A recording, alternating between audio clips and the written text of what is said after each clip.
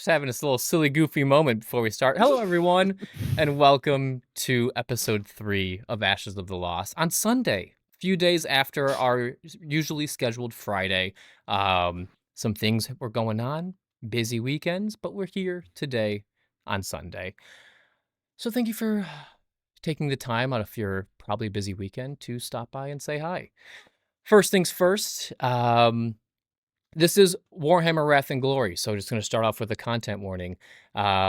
This is war. This is gruesome. This is grimdark, as the genre is called. So I just want to give you a fair warning. There might be things that might make you uncomfortable, and I apologize for that. But if you are, please take a moment, take a break, take a breather, come back when it's okay, or just catch it on YouTube and watch when you can. Our schedule for this week, do we have Armored Hearts on Tuesday? We do. Okay, yes. Yeah, Armored Hearts this Tuesday, 6 p.m. Pacific, 9 p.m. Eastern. That is an ongoing Girl by Moonlight campaign with mechs and giant monsters, very similar to Evangelion or Pacific Rim, if you're a fan of those genres. So Tuesday, Armored Hearts, check it out. But we will be off. Are we playing next Friday? I don't remember if it was ever scheduled. We'll figure it out. We'll figure it out. Yeah, it's okay. We may or may not be here next Friday on the 16th. It's another busy weekend for all of us. But if we're here or we're not, we will continue the story when we're able to. Okay, Tracy, you said you had something. Did I say I had something? You did. You were saving it for stream. Oh, well, sorry. That was for my character in character. Oh, okay. Okay, never mind. Sorry. You made it sound like you had to announce something. But anyway. I have an announcement. Guys, I am engaged to the Emperor of Mankind.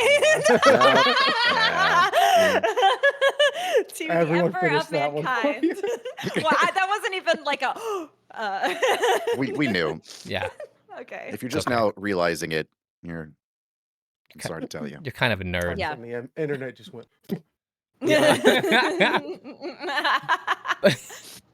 Okay. Also, happy Mother's Day to any mothers out there that might be watching. Yeah. Happy Mother's Day. Welcome to the Grimdark. Yeah. What a way to celebrate Mother's Day. Mothers. But okay, I think that's everything. Ashes of the Lost today, Armored Hearts on Tuesday. A little bit of a content warning. This is Warhammer, grimdark, war, violence, all that good stuff. And we will let you know of our upcoming schedule when we figure it out. But with that ado, let's dive into episode 3 of Ashes of the Lost.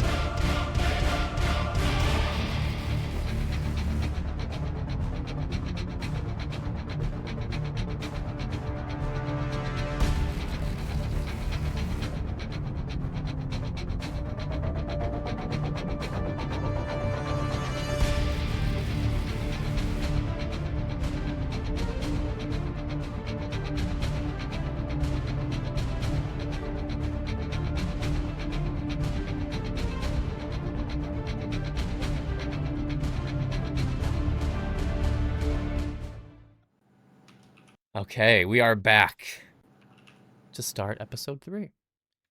So we're talking silly, goofy stuff. So we're kind of gotta get into the zone.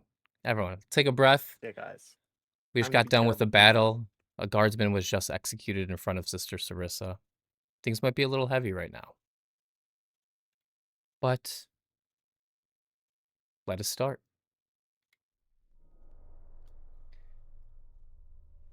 The cultists screamed prayers to gods with no mercy. The bastion roared with fire and stone. And yet something was silent. The traps were sprung. The rock slide came down like heavenly judgment.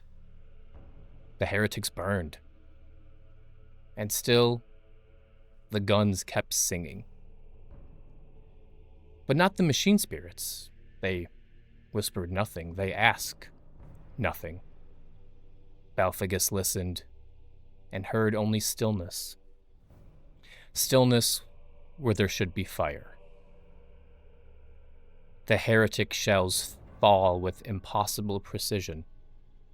Guided by a broken man, his voice tangled in the warp. He never spoke your names, but he knew your ambition, your wishes, your wants. And above it all, the Inquisitor waits, watching the fires burn, measuring every soul by its usefulness.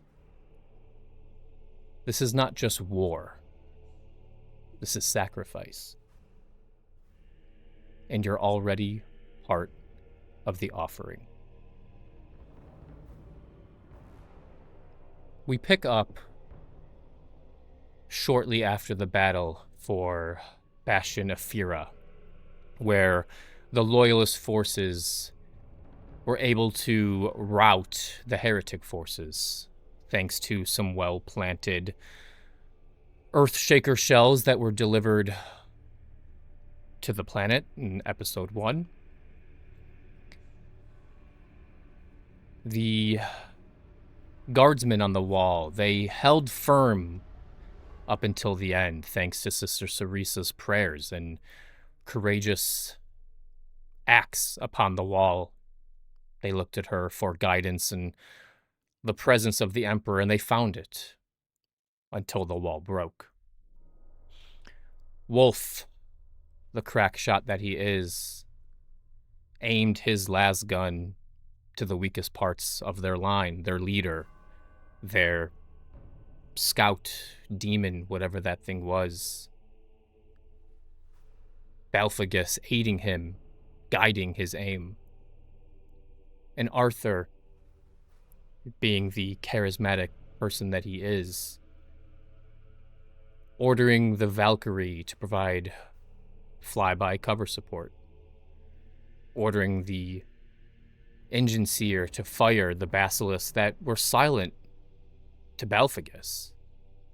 But in the end, they did get off a few Earthshaker rounds towards the end of the battle. And all the while, the wall did break eventually. One of those heretical purple shells beaming with warp fire landed true and broke the wall. Arthur was able to get a few brutal licks in against the heretical forces that were able to pierce the defense. Sister Cerisa cleaning up the last couple with her heavy flamer. But in the end, it's important to remember that everyone here is just human. Private Skellig broke. And Wolf will be the first person to tell you that when you break on a line of the Imperial Guard, the one thing you should remember is to avoid the Commissar at all costs. Because Private Skellig was met with a very possibly early end in his time in the Imperial Guard. Executed on the spot due to insolence, cowardice, and fear. Commissar Vortek being the one to pull the trigger.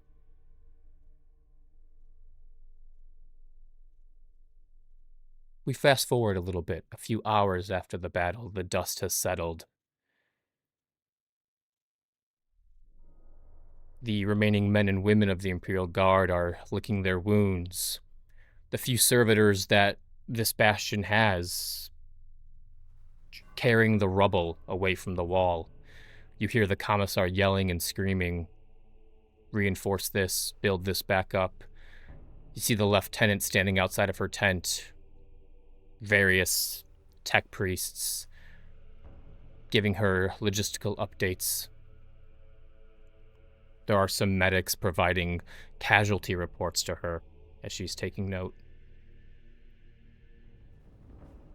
What are you four doing in the aftermath of the battle?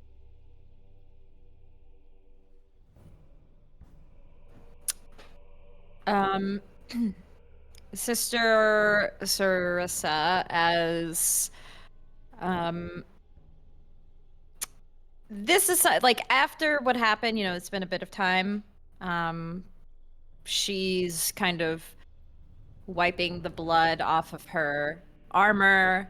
She's checking her weapons. Just doing the post-battle usual routine. And one thing you see as she goes into her side, you see the usual rosary that she has on her that she prays to. But also on the side is a dog tag of Private Skellig that she took off of him. And she walks back toward the rest of the group.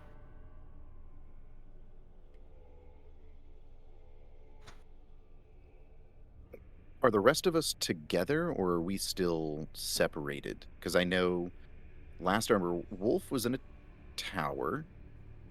It's been a few hours. Wolf Okay, has it's been a few probably hours, come okay. down from his sniper's nest.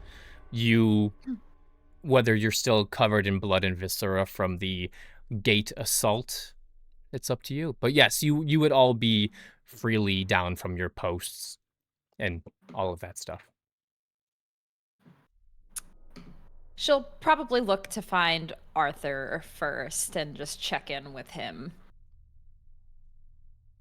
Yeah, Arthur, I think, is leaned up against some random wall, trying to light a cigar through all of the gore and viscera that he's like flinging off of his equipment after the battle that they had with the power axe, and so he's just kind of like sloughing things off and just trying to desperately light a cigar until it finally takes.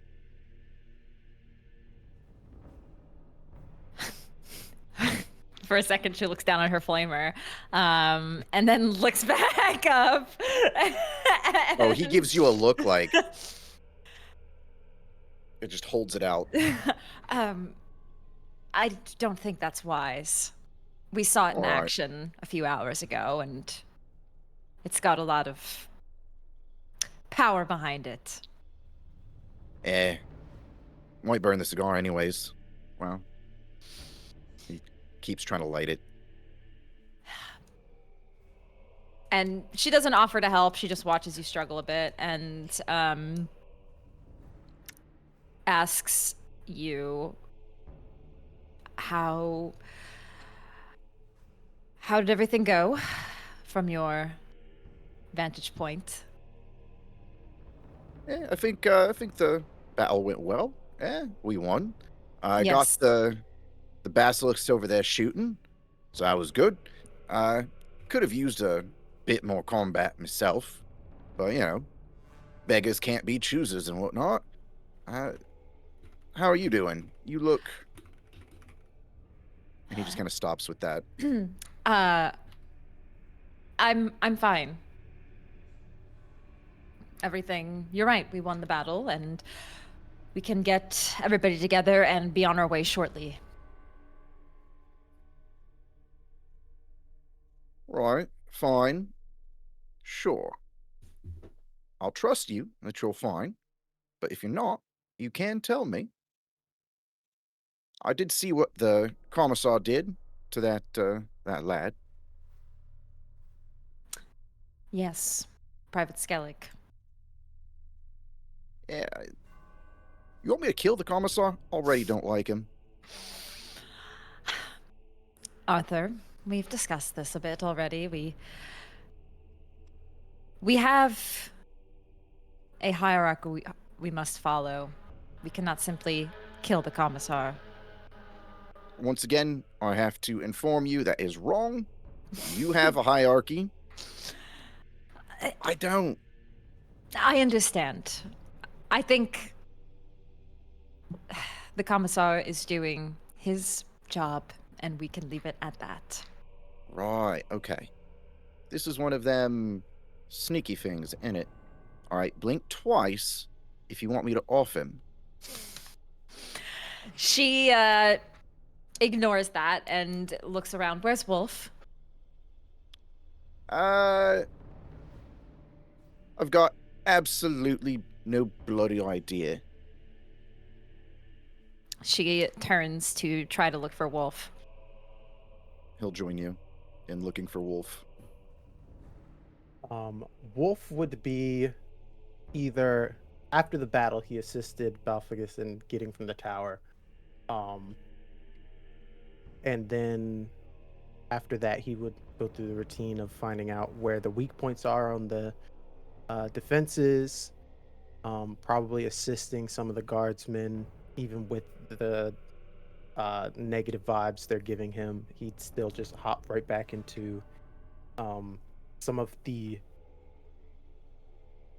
normalcy of war as a guardsman. He kind of goes back into that, getting sandbags in the correct spots for the next defense lines that have to be set up, and also thinking back to the artillery that was shot at them and realizing that this place doesn't have much left in its defenses. We got to get this mission going. I think he's just he would be with the guardsmen, but obviously there is an aura of they don't fuck with him, so he's kind of by himself, just working on his gear. Oh, you survived. That was a joke. Yes, I see you did as well. I mean, thanks to that human calculator, I was able to get some good shots off. Oh, Balfagus was able to help. Of course, the Emperor wouldn't have them if he didn't think they weren't efficient in what they do. You're right, Wolf. Arthur holds his hand up, a little confused. I think it might be important for the group to know. When I was bullying that other Meccano priest into making the basilisks fire, he said that our boy Balfagus turned him off. Yes. Correct. Oh. We suddenly turn. Yeah, so right, I'm going to need some answers on why it took me threatening someone to get something done that you broke. Mortar shutdown occurred under sub-protocol 19.3. Machine spirit did not wish to combat. Right, I don't know much about this machine spirit. I trust you and all that, but why did listen when I made it do it? Eh?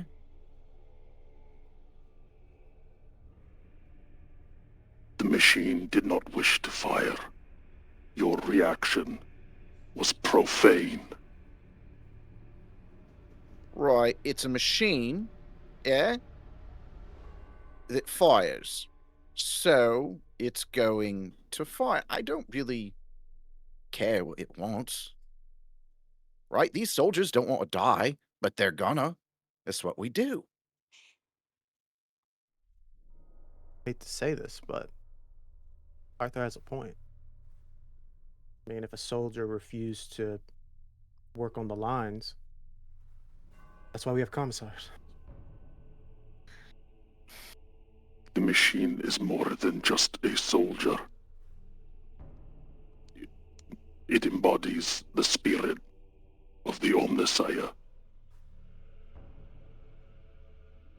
Well, next time, tell that spirit of the Omnissiah it does its job, or I'm going to stuff one of its Meccano things right up a hole.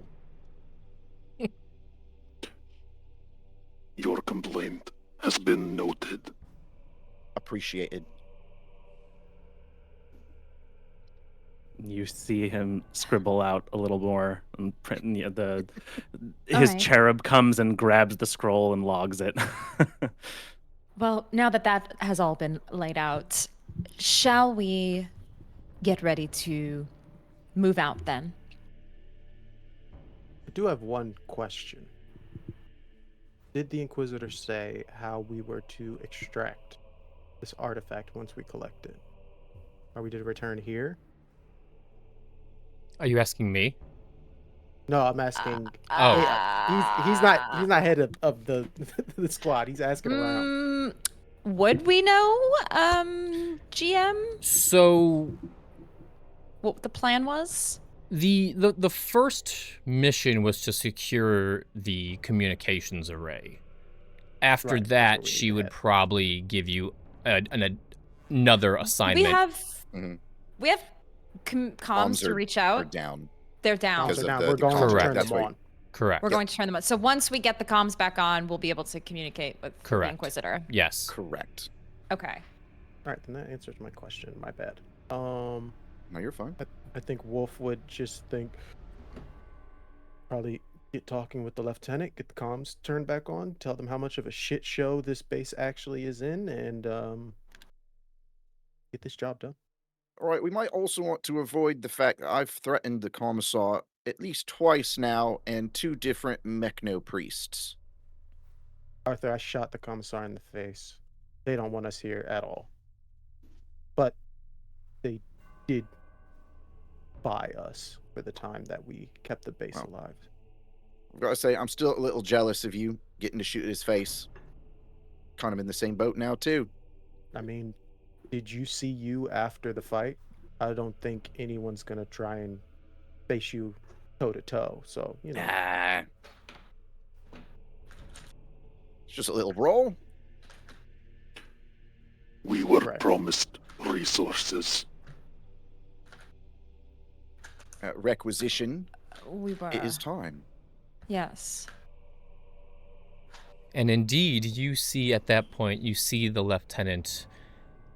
The last medic leaves, he salutes, he takes his leave, and she looks towards you, and you see her just raise a hand to get your attention. She walks over. I never thought I'd see the day that we were able to hold the line from a force that big. I guess I owe it to you for. It was a concerted effort between our forces and yours that ensured this victory, and our steadfast faith in the Emperor and his guidance that brought us to this. Steadfast faith. Of course, sister. Faith in the Emperor. Yes. And a few well-placed Earth Shatter rounds. I had my doubts, but you're right that your booby traps were greatly beneficial. I don't know how you got that passed and approved, but if any of us tried to pull that stunt, I'm sure the Mechanicus would execute us all on sight for using it in the way that it's not meant. Well, still yet to be seen that we won't. I think they're still filling out some paperwork on that one, man. You look over the engine sears, and they are indeed, they are pulling. They're, if you see the basilisk, and they're undoing each nut, inspecting it, using a little servo arm to tighten it back on. These guns have fired. Now it's time to look at them and inspect them, and they are indeed meticulously going through the vehicles. Arthur does one of like these when he sees the engine sear that he threatened to shove into the barrel of a weapon, and just kind of like stands off to the side inconspicuously. I did offer you transport and supplies. Manpower, though, might be a little lacking. We did take quite a bit of losses. I can give you 4 men instead of 6. We understand the toll that the battle has taken. 4 should be more than enough for us and what we need to accomplish. And However, we were promised 6. I understand. I can give you 4, Lex Mechanic. He doesn't respond. What I'm about sure- 4 and one of the mortars, yeah? You can choose the team you'd like to take. If you'd like to take a full mortar team, that will be 3 men. But if you'd like a heavy weapons team, a mortar team, 4 grass-fed guardsmen, you can have 4 bodies to aid you. Cornbread fed. Corpse starch fed. This is an agro world. We are given much better rations than corpse starch. Damn. Good to know. So And players, doesn't have to be now, but you're each allowed to customize your own guards person. oh my gosh, can he be cute? If you want your guardsman to be cute, absolutely. Doesn't have to be right this second. We can, we can work on that after this episode. But yes. The fuck? That's sick. We all get little assistants, guys. Can my Imperial Guardsman be permanently painted purple and not actually a guardsman? Just Oh. not there entirely. Then they wouldn't be able to see them. Yeah. Be some good clothes to walk around with. That would be true. But yes, if you guys, at the break, if you want to discuss, if you want a heavy weapons team, which consists of 3 people, and then a regular guardsman, we can figure it out. But you will be getting 4 troops as your lackeys, for lack of a better term, moving forward. How long they last on the War of Vorgoroth, we shall find out. But 5 have- seconds. We spend all this time building them.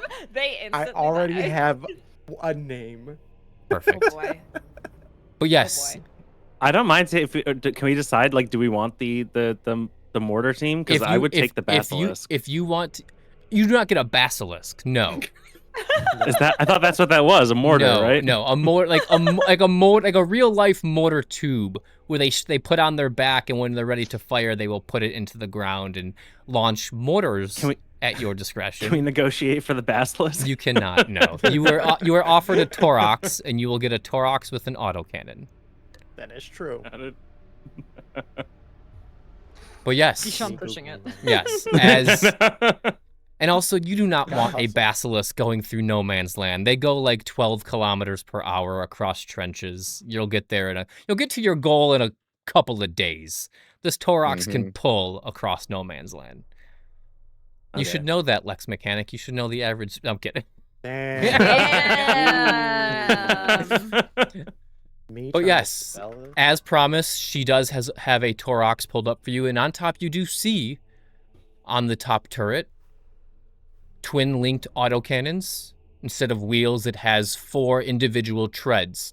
Some like tank treads, but they are separate.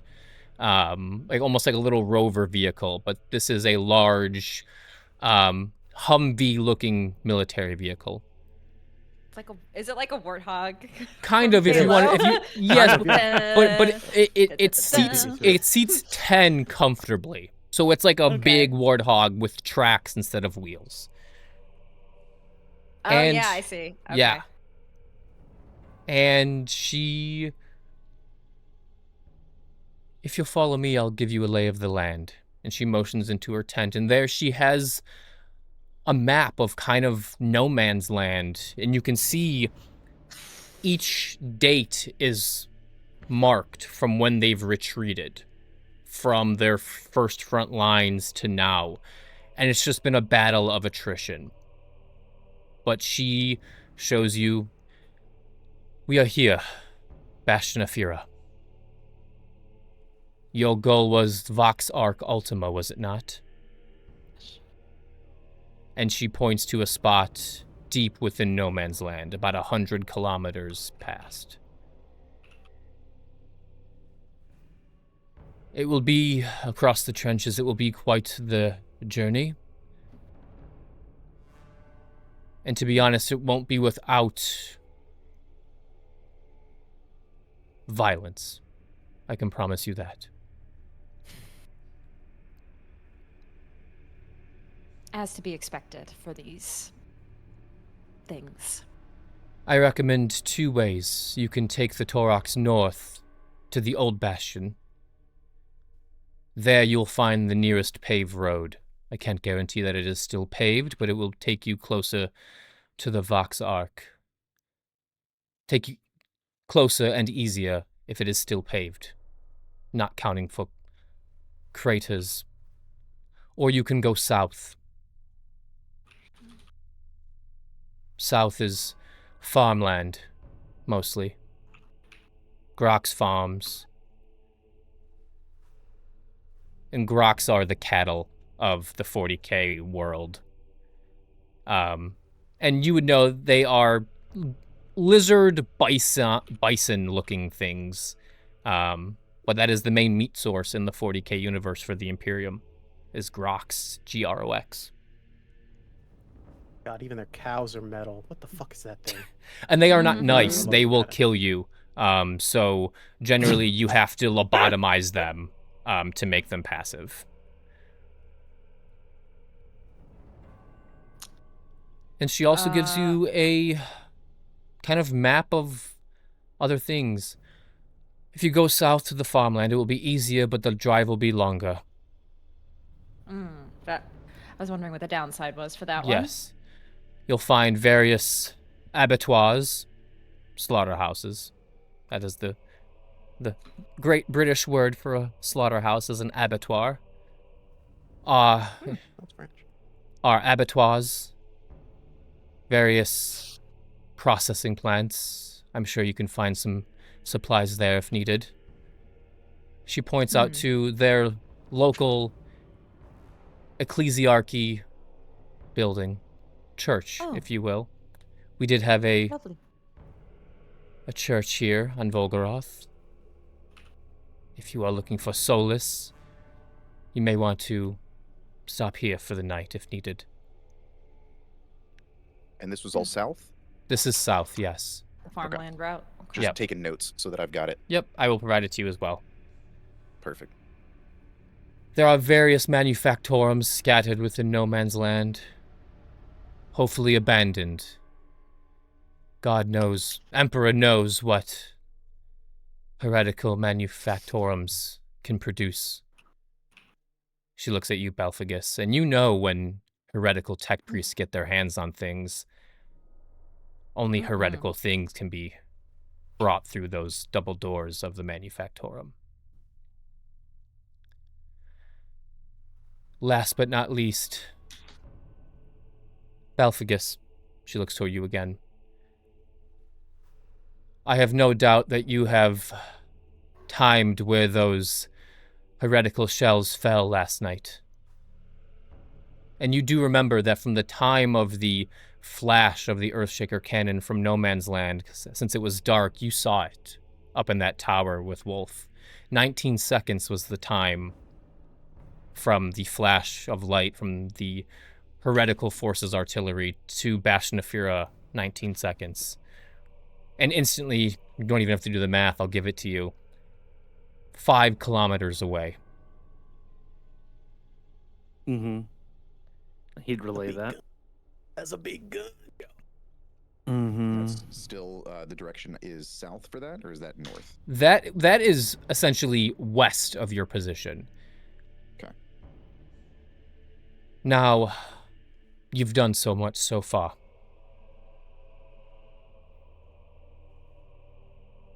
I wouldn't ask you to take another bullet for us, but I'm going to anyway. That artillery has a bead in our position. It is not only an issue for us, but I can promise you if you are caught by heretical forces, they will relay your position to that artillery. You caused a stir last night. No doubt you have bounties placed upon your heads. If I was you, I would take out that artillery sooner rather than later.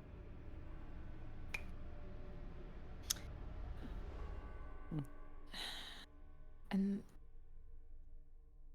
the artillery, we know where it is, yes? Belphagus can lead it to you. Balphagus has a Okay. bead on it. West. She kind of circled Uh, like 5 miles with Belphagus's help. We're just gonna Mhm. role play it that with his cognitive abilities and his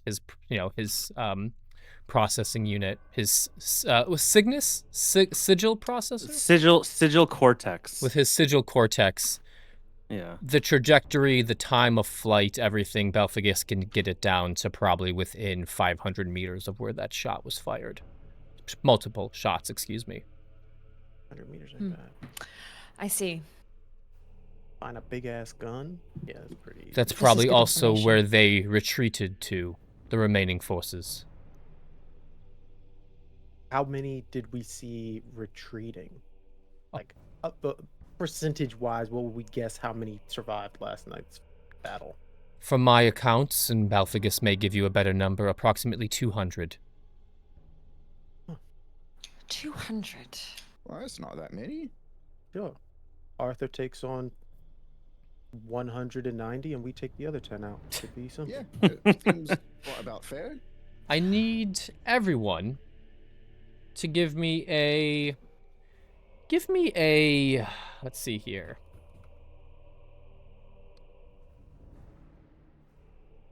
Is there a history? Really a history, a scholar test. Everyone give me a scholar test.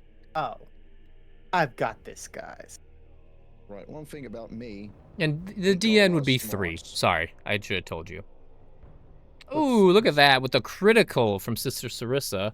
Arthur, 3. Fantastic. Another critical, Arthur. Too bad you are full on... Wow. Okay. Everyone. We're learned. Everyone succeeded there with multiple crits. Fantastic. You all know, with your years of fighting for the Inquisition, that heretical forces, their gumption, their lack of faith in the Emperor is their linchpin. They lost a battle they should have won. Their faith in their gods is not just fractured, it is shattered. While 200 may have survived, there is by the time they get back there, the amount of infighting since that leader was killed by Wolf, you all know this, probably 25% will make it back to that base. From So 50 heretics probably will be able to make it back, fighting for either they ran a different way and they're making their own warbands, or they were vying for control and there was a firefight to see who the new leader would be, who has the most faith in the chaos gods. There won't be 200 heretics waiting for you with that artillery. Yes. So order. probably be less. There is no order, correct. Whether they got lost in the wasteland. Now, there may be more pockets of heretics as you get there, but there will not be 200 forces at that base of operations. Lieutenant, so what you're saying is the sooner we attack them, the higher chance we have of dealing with what's left of who attacked the defenses here. That is correct, yes. Spirits are high this morning, though it may not seem like it. Yes, there were some executions last night, but sometimes that's what it takes to get men and women back in order. We will rebuild Bastion Nephira, but I cannot promise you that it will stand by the time you return. If you return.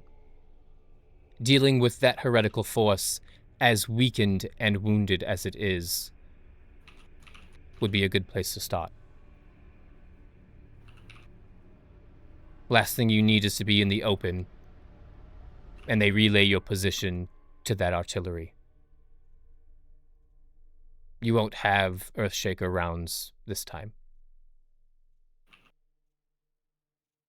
Well, it sounds like we need to go get us some more Earthshaker rounds.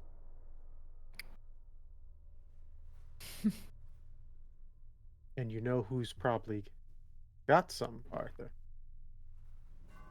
Right The here. heretics Yeah. have Earthshaker rounds. Exactly. Yeah. Thank you, See, Lieutenant. I just lost Yes. all Thank you. of mine. Yes. And one thing you should know. And I'm Arthur, quite you're a curious little to know- quiet. Oh. Is this Oh better? yeah. No, it doesn't sound like it. All right. Let's. Doing that thing again, and now I'm British. Wait a moment as I adjust my accent. All right, we're back. Let me make sure that my Just audio tweak input my is accent correct. real There we go. Nice sounds and better. loud. Is that Nice. better? Yes. Okay. Oh yeah. Mhm. I can turn it down, or are we good? Now we got that. Boy. I'll No, turn you you're down a good. little Okay. bit in Discord, Right but yeah, you back, should be good. please. All right. Nice and crisp. Mm-hmm. Well, one thing I'm trying to understand is, right, what's the market for more Earthshaker rounds? Are you Can't looking hurt to to find sell out. them to me, Rogue Trader? Right, did you buy the first round, or was that the quiz? The currency was Oh, not the blowing you Inquisitor. out of the sky at the glory of the Inquisitor. Right, then the answer's probably yeah. If you return with more Earthshaker rounds, I'll see what we can give up in trade. That seems reasonable. Might shop around a little bit, right? See what the other bastions offer. If you can Wolf find is so glad other he has his bastions. helmet on.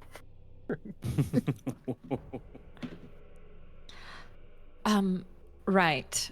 We will, if we happen to get more Earthshaker rounds, we will figure that out. But for now, we should discuss and make a plan for which route we want to take. And I suppose we need to go to this artillery first. Take care of that, I assume, and then we choose a path. That would be Does my that first choice, sister. Does that sound like a plan, everybody? Yeah, it works for me. Does Emperor anybody have wills it. any thoughts, Balfagus, perhaps you, on what is the more optimal route for us to take? The north paved road that's closer and easier, or the south farmland road that may have more useful stops along the way? Hmm. That would be an interesting one.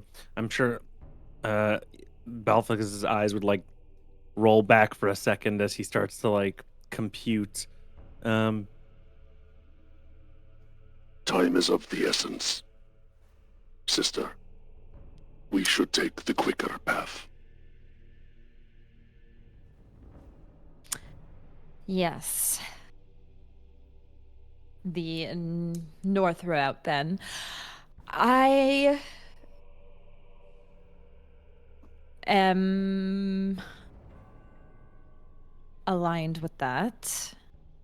I would have perhaps been interested to see some of the stops along the way on the farmland route. However, I do agree that the closer and quicker path may be more optimal for us. Does anybody have any other thoughts or opinions on the matter? Wait, don't let Balfagus's cold machine logic stop you. No, I honestly I don't feel strongly one or the other. But I'm curious if well, I guess the rogue trader doesn't do the navigating. Your navigator does. But what our rogue trader has thoughts on which route to take. Yeah, so truthfully, I think the real question is, you mentioned the north route has an old bastion. Who currently holds that?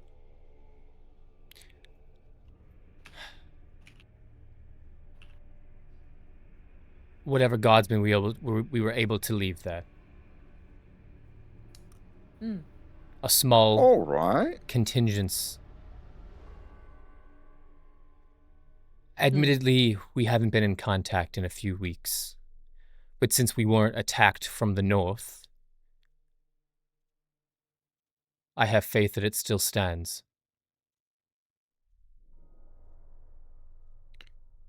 You'll find Sergeant Willows there. Sergeant Willows. Right there. Okay. I see. Was there... No, that was... I think I have quite a penchant for the long route. Right? Sightseeing and whatnot tends to make for more lucrative opportunities. I heard manufactorums. Yes. Those quite interest me. There may be more supplies and things for us to pick up along that route as well, with the processing plants and et cetera, et cetera. Well, let me just say, if you were to deal with the artillery, there's no reason you can't come back this way. True. That would probably guarantee our survival. Yeah, I think for me, going west first makes the most sense. Agreed. There's clearly some basilisks and some Earthshaker rounds that could be requisitioned off planet, sold, or traded. He stops and looks back at the lieutenant. Here.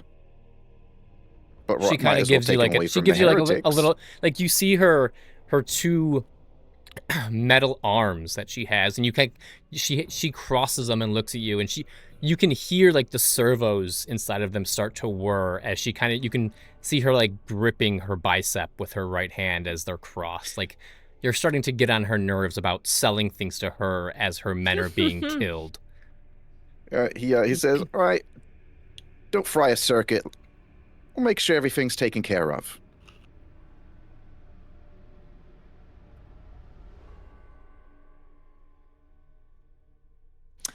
All right, then. Let's get everything ready to head out to the artillery first. I'm sure that we will be able to take on whatever forces of traitor variety remain at that site. I think we'll be more than capable of handling it. I can spare 2 melter bombs. That's it. Ah. We have no other anti-vehicle weaponry here. But 2 melter bombs, we can spare with those. 2 melter bombs. Okay, that's good. Can we just do a quick inventory of everything that we have? Besides our own weapons, of course. So we have 2 melter bombs. We have 4 guardsmen. You have the Torox vehicle. Right. Armed with 2 autocannons. Okay. You have various rations, provisions, magazines for your weapons. I took it upon myself to just include various las-powered magazines from seeing your weaponry here. Again, she looks at Arthur. Unfortunately, I don't have anything to fit your needs, Rogue Trader. Yeah, you don't need to worry about my needs. I'll make sure they get satisfied. Were you looking for anything else besides the melter bombs? Do we think we're going to need anything else for this? The melter bombs will be useful. I have my flamer. The Thorax vehicle will be useful for... I'm just thinking if there are, like, hordes of traitors. Those autoguns should work well, sister. Yes, yes. I think this should be good for us. Once the artillery is taken care of, if you need to rearm, have a bit of respite, Bastion of Fira will gladly have you. Looks at Wolf. Just maybe keep your mouth shut next time. I'll keep my pistol loaded as well, ma'am. Well then. Arthur's trying to Gentlemen. decide whether he's about to have a problem or not with the lieutenant. No, you can. Arthur wants to start shit with everybody. Right? Arthur Yeah. wants to smoke. Yeah. He just wants to start shit at this camp. I think with Wolf's response, you can tell that they are Yeah. Yeah. You see the look, but he lets like, it go. Yeah, like Okay. Yes, we'll get everything and get ready to head out. Okay. I just thought of another comeback that would have been cool. So you four are armed and ready to leave Bastion. Do you leave right away? Do you do anything else?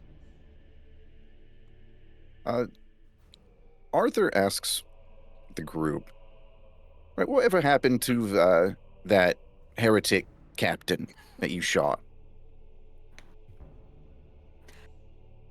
There was a rock fall. A lot of rocks fell. He probably died. Oh no. Oh, that's disappointing. Every player's nightmare. Mm. Rock Yeah, fall and you Thank you for die. catching that. He Because was I was thinking, Wolf. You did indeed see him get crushed within the rockfall. oh, that's disappointing. I was thinking, that thing on the front of a ship. Yeah. The thing that you put is like decoration. like a ornament You of wanted sorts. to put there are if you were going to choose something as an ornament, Arthur, I think the demonic. Yeah, but that thing disgusting went poof. Yeah. It did go poof. Yeah. It's really right now. It's between the heretic captain and the commissar, and I didn't think you'd really appreciate the commissar. Well, I mean, if you want to go dig up the heretic, it's going to take a Right, while. but, like, We're kind of on imagine- a time schedule. Imagine, right? We're shooting through the desert. Heretics come out. They see their boss strapped to the front of a tank. What are you going to do? You're going to get the fuck out the way. I Yeah. think I would get the fuck out the way if it was a tank in general, Arthur. I don't. This makes me vaguely. This gives vague touches of blood for other things that we should not be talking about here. Rogue Right, trader. Right, you've missed me on that one, but, sister, I We- trust you. We should not I offer trust you. things as blood sacrifices, is what I'm saying. Not even in the Emperor's name, because it could potentially. Well, in the Emperor's name, yes, but we should. Right, so we're not allowed to sacrifice for the emperor. Well, we are, yes, but just taking a corpse of a heretical captain and putting it on the top of a ship is. I don't think it's very. I would not recommend it. It gives me too much of a feeling, a twisted feeling inside that we are looking to other things for our pleasure, like blood and killing, Right. rather than the Emperor. Then riddle me this, yeah? Is there anything we're allowed to strap to the front of a tank? Like living people for the emperor? A Yeah, symbol, perhaps an inquisitorial symbol. right. I feel like I've seen imagery of people strapped to tanks. Different. Yes, as I'm thinking about my penitent engines.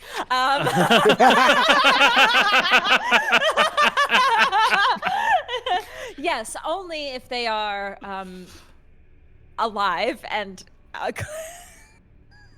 don't think our guardsmen are going to be very happy about these choices you guys are trying to cook up. It needs to be put through a very strict regiment of prayer and ritual before we just I put imagine something this on. conversation happening like as the supplies are being loaded into the back, you guys are talking about what you can and cannot strap to vehicles. Strapped. Yeah. You don't understand, Arthur. This is a very specific ritual. When we take individuals who are heretical and put them on penitent engines, we have to go through multiple prayers and ritualistic things. Right. And we don't have the proper means here at this camp to do that. All right. If you get me a list of the means to do this, I'll make sure that we have them available for next time.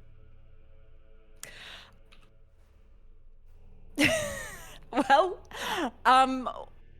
that's fair. But let me get this right. Yeah, so they've got to be faithful and alive to be strapped to a tank as imagery for the Emperor. He looks at Wolf. Sounds like the commissar to me. Wolf has No. lost his 40th game of chess to Yes, yes. Just, damn it. Huh? I mean, listen, Arthur, I don't have anything against the commissar. He was just doing his job.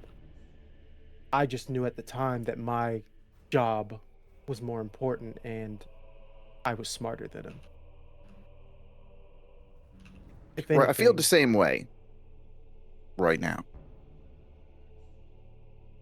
But I believe him being strapped to this base is more important than him being strapped to our vehicle. But I appreciate you having my back in that situation. Right, you know, sometimes you just got to vent, yeah? I was never going to actually strap the man to the front of the tank. That'd be absolutely insane. Of course. I'm glad we're in agreement there. Again, only through proper means may we do that. Proper means. Yeah. All right. So, who is going to be driving the vehicle? Are we? And yeah, we can all fit in it. So Absolutely. It fits 10 comfortably. So it'll be you who's 4 going? and your 4 guards people. Who's going to be operating the? Who is going to be operating the vehicle that? And he just turns to Balfagus like. I don't necessarily have to if someone has been trained, like if one of the guardsmen is a vehicle driver. Yes. I have clarified one of this the with Chris guardsmen. last. I was unsure. Correct. Balfagus Yeah. may be a member of the Adeptus Mechanicus, but that does not mean that he has any sort of driving or piloting skills, technically. Gotcha. Do we need pilots yes. for this? He And can. I very likely do not. He would have a bonus because he can integrate directly within the machine spirit of the Torox. But if you're just driving and not having someone tapped in, What's yeah. everybody's I'm- numbers? What is what is everyone's pilot score? There is a pilot score. 3. I Four. feel like I should have pilot as a rogue trader, but I pay You people pay- for that. I was about to Exactly. say, You have a pay people navigator. to Yeah, there's drive no. you. You're not the helmsman. or you're the rogue trader. like yeah. I've got 1 for pilot, so I don't think tuning in. Wolf looks to the group. I mean, Scions get a lot of training in different vehicles. With a 6 in pilot. Ooh. It's 2 less Okay. than my shot. Okay, so Wolf, will you be driving the Torox? I shall be A driving. vehicle of this caliber would not be foreign to you. This is back with Katie when I was Exactly. working as a When you were guardsman. exactly when you were a regular old guardsman. Okay. So, with that, you all aboard your Torox. You get 4 guardsmen. We're going to say guardsmen, but when we make them, it's okay if they're also guardswomen. We'll use guards people, whatever you'd like to customize them. We'll figure that out later. But for now, soldiers of the Imperial Guard join you. And you start driving north from Bastion of Fira. Correct, you're going north or are you going south for this first part? I think we're I going think you said- west. We're gonna going go to deal the with the artillery. Artillery. the first. artillery. Got it. But are you talking about the route south or northwest? Correct. Northwest or Yes. southwest? So if you were to Gotcha. go west, that would take you through the rubble-filled valley now. But if you were to Mhm. go north and then go south, that would take you so north, east, then south. That would put you west of Yeah. Bastion of Fira. I feel like if we're dealing with the heretics that we've already routed, the faster we get there, the Yes. better. So, like, whatever the most efficient route is Northwest. Yes, to northwest. rush in will there work. Correct. and then Molotov them. Sure. One single Molotov should kill all of them easily. Absolutely. Well, by Molotov, you didn't see the etching on the heavy flamer is just a Molotov. Nice. Okay. You take off from Bastion of Fira, driving north. While you're driving, do you talk about anything? Is it silent? Do you get to know your fellow guards members that are now with you? I feel like the sad truth is Arthur's always talking. Mm-hmm. The sad truth. I think Balfagus would maybe get it started, though, would be asking them, like, immediately, like... Name and designation, please. And he's going to start, like, logging and asking them just any info that he can, you know. What is your primary skill set? What equipment do you have on your person? And just start, like, logging information. They give you all that. They even have, you know, they have like little data slates that you can scan and just instantly get everything as well. And yeah, you know, they give you all that information, Belfagus. I think Wolf is mainly focused on the road, just looking for mines, traps, just anything. His eyes have not left. He's just 10 and 2, kind of like locked in. Yeah, and as you leave Bastion of Fira, you start to notice just how empty this world is. You know, you might be used to the, Montana. you know, kinda, yeah. You know, you might, you know, in your past jobs when you North were on Dakota and South Daedalus, Dakota. on the moon planet, there were buildings. You know, I wouldn't call anything like a hive on that planet, but there were Ministorum buildings there for, you know, everything, all the dead bodies being buried on the moon. You know, if you've been to hive planets where it's the sprawling hives cover the surface of the planet, where you're constantly indoors, and some of those people in those hives have never seen the sun. This is the opposite. There are a few buildings in the distance that you can see, can't really make them out. But for the most part, a lot of this is kind of empty, which is strange. You know, maybe not ever been on a planet so empty. But you just see fields of what you can only surmount to are pasture fields for groks, different plants and vegetables being grown. Some of you might have not even seen a vegetable, because most of the stuff grown on agro worlds is given to high lords of planets. Simple rank and file will never eat a vegetable. No, that's for people of the upper class. And while it's relatively lush and safe to your left, as you're looking out these kind of portholes in the Torox, on the right, embers just constantly drift over the road, because on the right is just ash. Hills of ash, and you can see craters in the distance and smoke and fire. Bit of a weird yin and yang type feeling going on as you're driving down this road north. I think Wolf would to the side where you said pastures, or are there's like harvest still out?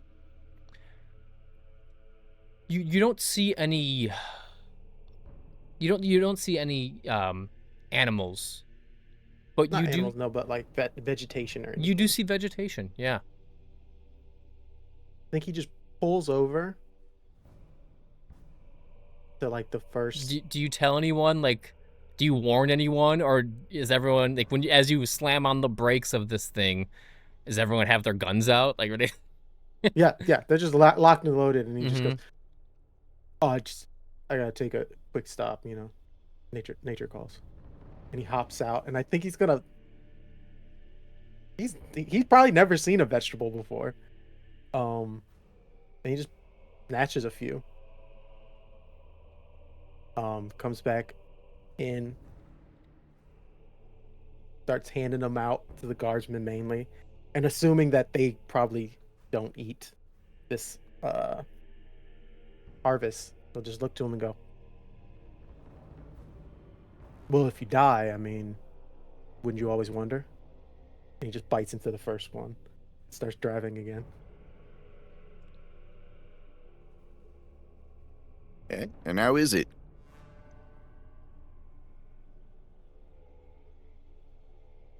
My brain hurts. It's like For the players, it's similar to cabbage. It's called Vraxian cabbage. Boraxian cabbage. keeps peeling apart.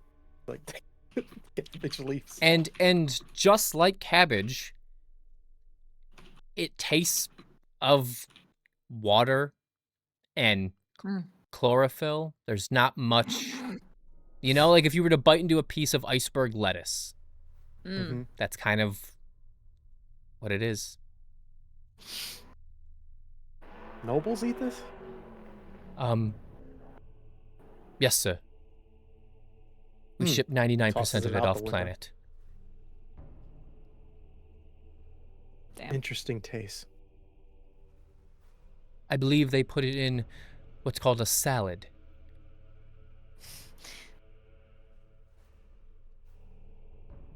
Nobles are weird. Do you just hop back in and restart? Does anyone just start driving again, huh? Does anyone else question what just happened, or do we just say, "Oh, that's Wolf"? Arthur just accepts Ro needed a snack. Well, yeah. Sometimes we need a snack. No, it wasn't a particularly long stop. If it was more than 5 minutes, there would have been questions. Okay. Alphagus, you want yours? He's just feeding him bits of cabbage. He has a little blender in his mouth. Yeah, it's a little. I don't know how Balficus eats. I'll have to think about that. So, IV. No. yes, essentially, yes. Oh God. You would have NutriPaste. Nutrients. You would have NutriPaste injectors that, whether you inject them into your Voxcaster or you have a kind of porthole that you just kind of ejected in, that is how Emergency induction port. Exactly. Yeah, I've got a little porthole. Okay. And you keep driving north. And it's rather quiet. There's nothing really going on, but I want Wolf, since you're driving, give me a survival check. Oh, just to Ian? 3. Got it. Okay, it's a failure. Yep, Give yep. me 1 second. I have a table for this. We love a table. We love a table. Yeah, I saw I had 4 dice to roll, And I was like, I'm not gonna use a glory on this. I want to fight some. Yeah, no, you're fine. As you're driving, and is anyone else like looking out the portholes? Are you guys just kind of chilling in the Torox as it's driving? Anyone else looking outside? Yeah. Arthur definitely would. Okay, yeah. You look Nothing outside, better to do. and you notice that everything is so bright. It's almost, and it's not, with the fires on the right-hand side of the vehicle, you can see where the sun is in this sector. But there's no shadows. Nothing at this very moment is putting out a shadow. It's like noon, No. high noon. Oh shit. If it was high noon, that'd make sense, but you can see the sun. It's relatively early morning, as the battle was late last night. Maybe, Odd. 10, 11 a.m. right now as you're driving. There should be shadows on the ground, but it's almost too bright. And almost in an instant, it's like everything's shadow zips into place. Like you were, for a second, I don't know what you'd take of this. No real explanation at this moment, but were you traveling faster than light? But it didn't feel that way. Nothing was zooming past you. You felt like you were traveling at the regular speed. But you blink your eyes and all of a sudden, the shadows have returned.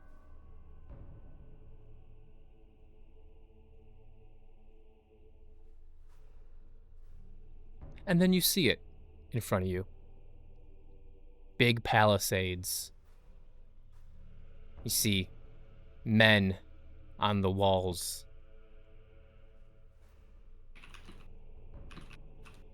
Is this the bastion that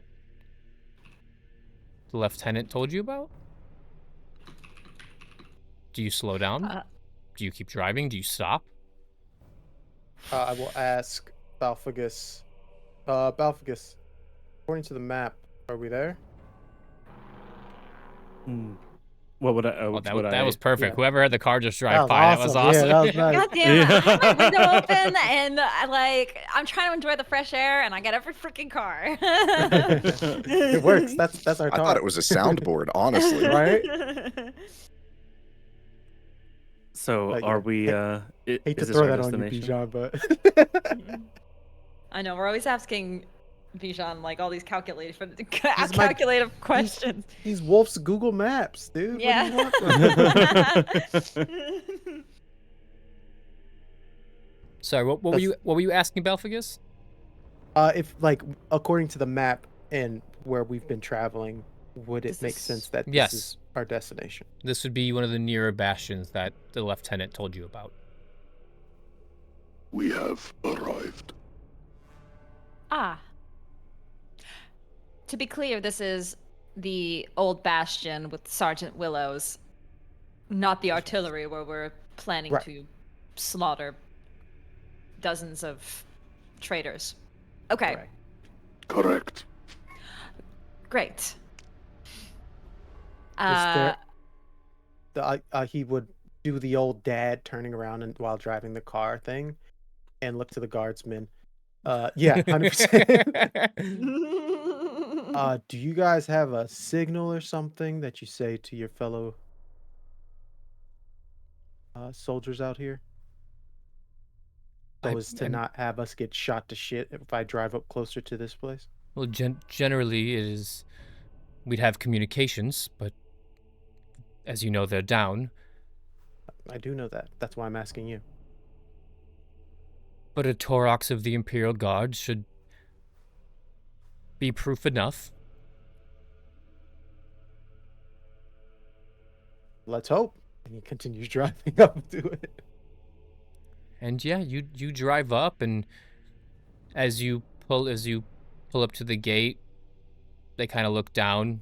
You see a couple guardsmen on top look down at the Torox, las guns pointed at you. All of a sudden, you hear the clinking of the gate opening, and they let you go in. And this bastion is rough. If you thought Bastion of Fira was rough, this is like wooden palisades. There is no commissar here. This is like feral a little bit. A bunch of guardsmen hanging out. Mm-hmm. They giving us like the weird A little stank bit. looks as we're driving. I'm like, There's a little bit of animosity in the air here. And you see a gentleman beret wave you down as you're going through, standing by the wooden palisade gate. Now, what do I owe the pleasure? Go ahead. if you were going to say something, Wolf, you could. No, I love the idea that the sister just leans up in the front of the Tarok and they see a sister battle after they were about to have like some with a scion, you know, like yeah. Sergeant Willows, I presume. I, a member of the Adeptus Sororitas. What do we owe the Indeed. pleasure then, sister? Sister Sarissa and our crew were being sent on inquisitorial work. We come from, oh God, what's it called? Bastion of Fira. Thank you. Yes. From Inquisitorial work. Indeed. We just helped fend off traitor forces at Bastion of Fira and are continuing our journey along toward the Glad to hear artillery. it's still standing. How's old Vortek? That's the commissar. The commissar is quite well. You prettier scars on his face. Shame he's still breathing. I was gonna say Arthur in his background, like, see, I should have killed him. Well, Justified. If the lieutenant sent you north, that's good. But do you have any other paperwork? Trust but verify. Trust but verify. You do have various, you know. I was ready for Arthur to pull out his I can do anything card. I was going to, in fact. But also, as working with the Imperium, Wolf, you would have the Imperium, or working with the Inquisition, you would have the Inquisitorial, like the symbol of the eye on your gun. Mm-hmm. You know, just how Sister Sarissa has the Inquisition eye on her belt. These were all gifts from the Inquisitor as you rose in rank. Right. Yes. Nope. I would just show that off. I'll just show my forearm where there's like an Inquisitor rank insignia on there. Aye. And where you off to? We're headed, we're headed a bit west first to the artillery, and then we'll be continuing our path north on the Badlands, or the No Man's Land, whatever you call it. Yes. Okay, well, if you find any good men, send it back my way. Emperor knows we can use them. Yes. Open the gates. And again, you hear the of this gate opening up. Simple rope and pulley system. You see them kind of twisting a little portcullis thing, and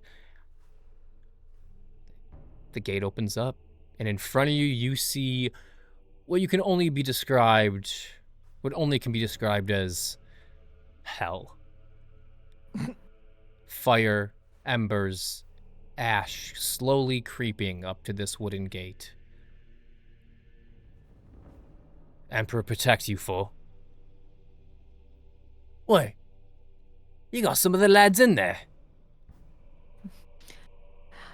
Yes, we Commissar not Vortek, Lieutenant You just say the lieutenant. Yeah. the lieutenant left us with 4 Well, I'll be damned. from the Bastion. Still a sweetheart, isn't she? She has been very helpful in aiding us on our journey, yes. Gave you a Taurox as well. Indeed, along with other supplies. Oh, I will real quick. I would like to just look over our Yeah. guardsman as we're giving him a lot of information. what are you looking to get? Does anything look out of the ordinary or close to? Because we got pretty up and close and personal with those heretics Mm-hmm. last night. Does anything seem That's to valid. look familiar? Because this guy's asking a lot of questions. He seems to be Mhm. examining a lot of things. Wolf, at him saying you guys have a Torok as well, Wolf would have shot him in the head, but because he's with the sister, Oh my gosh. It's rough Are out you there. looking at the guardsman you were given, or the guardsmen around you? the ones around us, Sure, make it. specifically the sergeant who is asking all these Yeah, questions. make it make an awareness test. Okay, may I use a glory, y'all? Yes, you may. Yeah, of course. And the DN is 3. 3? Okay.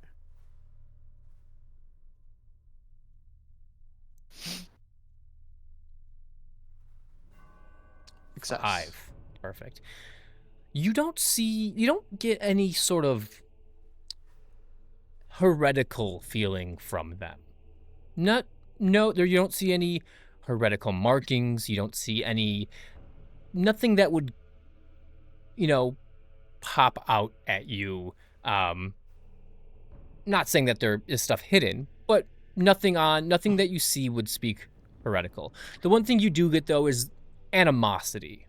Yes. He's okay, that's probably what put that in was. so many requisitions to the lieutenant to get more men, to get vehicles, to get some I forget what concrete is called in the 41st millennium in Warhammer, but there's a specific name for concrete. To make a more standard bastion. He's sent hundreds of requisition requests and probably has gotten 0 reply or countless no's. Mm. So there's just animosity on his voice, but no heresy. Gotcha. Then, as Wolf's about to start the engine up and get the Tark moving, Sergeant, you survive all this. Possibly you'll be able to get some answers from somebody further down the chain of command. We work with what we have. Aye, Trooper. We work with what we have. And we hold the line. Hold that fucking line. Just start up the Tark and head out. Happy hunting. Happy hunting. And you have now left. Oh, yes, go ahead. No, I was just gonna be like, is there anything like else at this bastion that looks like it's really just more of like a stop point for us? There's not anything like really. They don't have. It's grimy. It's shitty. It's grimy. It's Rock. shitty. Yeah, I mean, it's. Sorry. Yeah, Continue, sorry. there's no vehicles here. There's no, like, the sniper tower that Wolf had at Bastion of Fira. They don't have that here. This is a simple wooden wall with whatever they can muster to build any sort of defenses. Sandbags. They don't really have any vehicles. They probably have a chimera or two to transport troops around. But for a second, it might hit you like they have it good in Bastion of Fira compared to this. The thing keeping these guys alive is that it looks like it's so useless that people probably go by it without noticing it.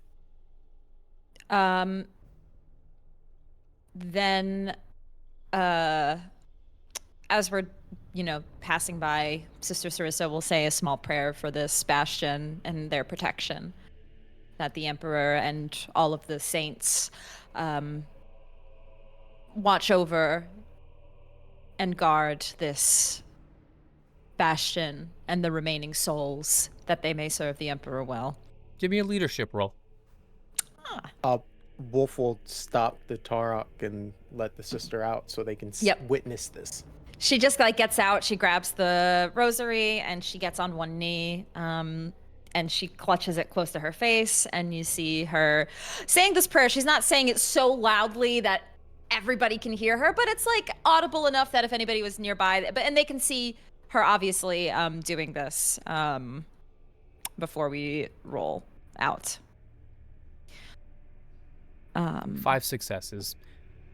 You can see the men of this bastion, which I didn't name. We'll just call it... With a bunch of NCOs name a fucking bastion. Yeah, right? Bastion Palmer. Let's do that. It's Bastion Palmer. The sergeant's name is Sergeant Palmer Willow. He named it after himself. And you see the members of Bastion Palmer as you do this. Not only do you see them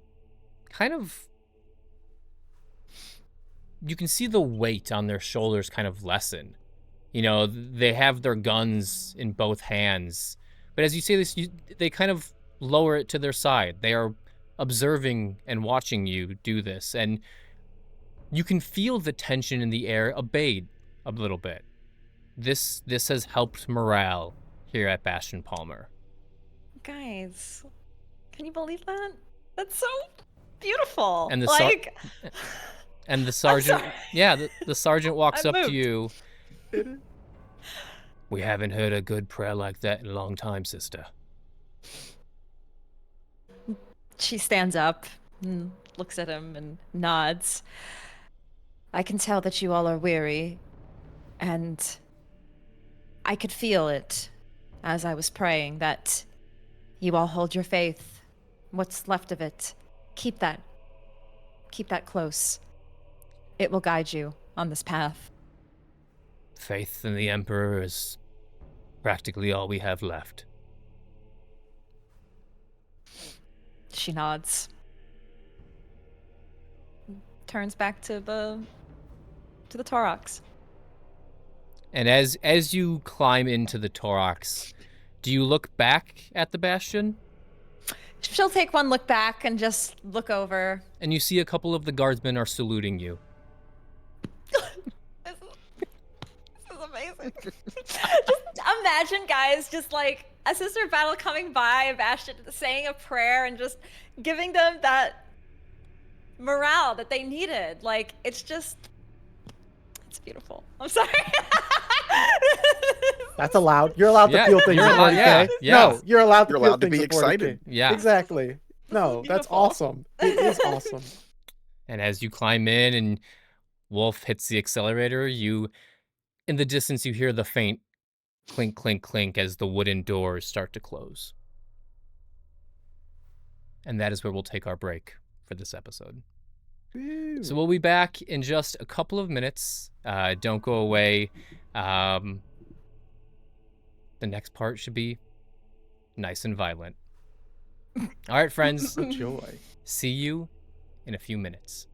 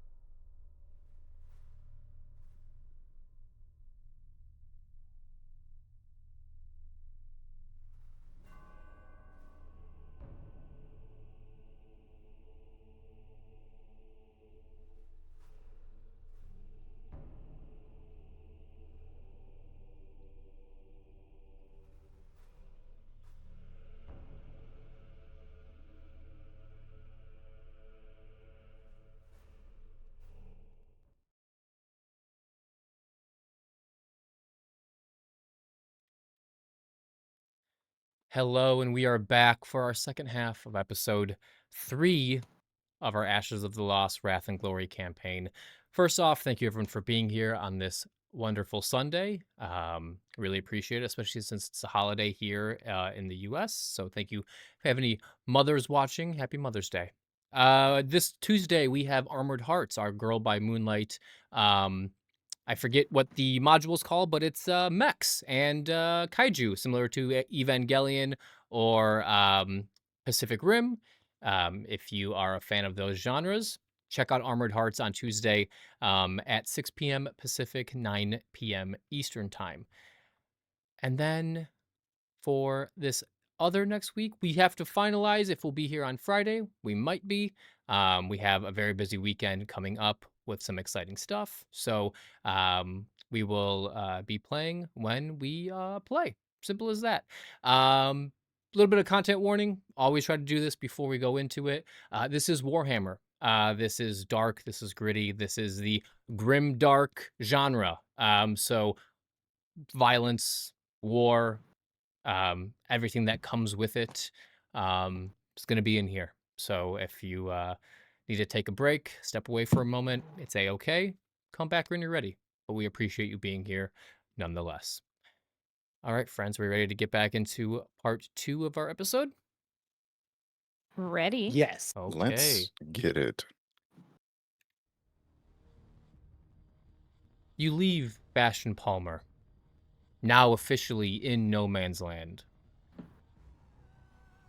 The ride is not as easy as it was going north. You're going around craters, dodging debris.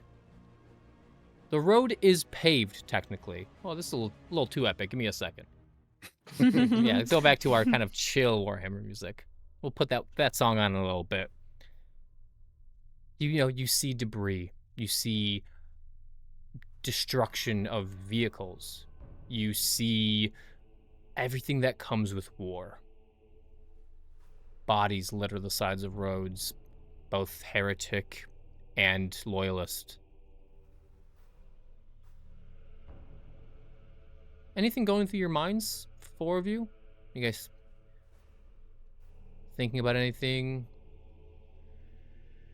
Anything you want to discuss now that you're here? Away from the prying eyes of the lieutenant, the sergeant, the commissar.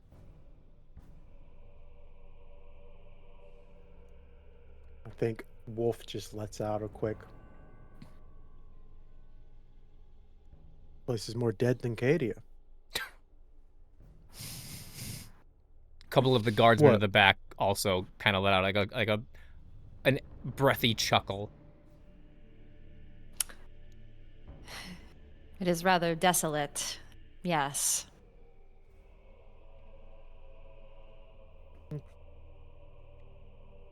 You call it the spoils of war, sister. Somebody spoils. It always heavies my heart to know that the effect of such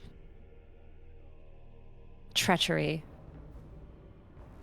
could bring such scorched earth to a planet that was merely a humble farming planet.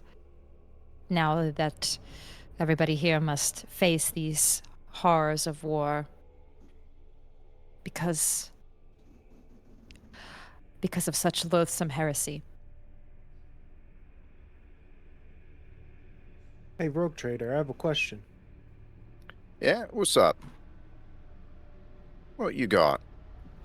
Well, I've heard that there are places in this galaxy where there aren't even wars or battles on some planets. They don't even know that some of guardsmen actually die by the dozens a day. They just know peace. Is that real? Have you ever been to one of those planets? Arthur's brows kind of pull together. Yeah, I'm sure they exist, yeah, but not where I've been. Everywhere I've been, while it's not been quite like this, it's similar enough. Fighting about a you? war on every front. What about you, Balfagus?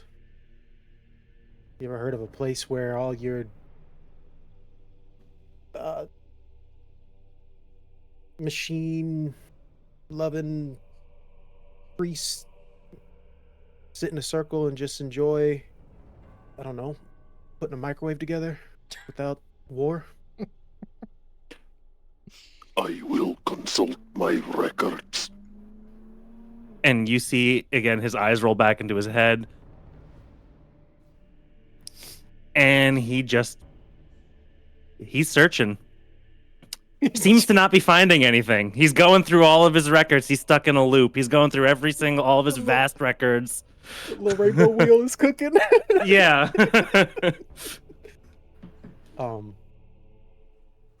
Well, sister, if I have to go through the rest of my years battling and dying for the Emperor to make sure planets like that exist,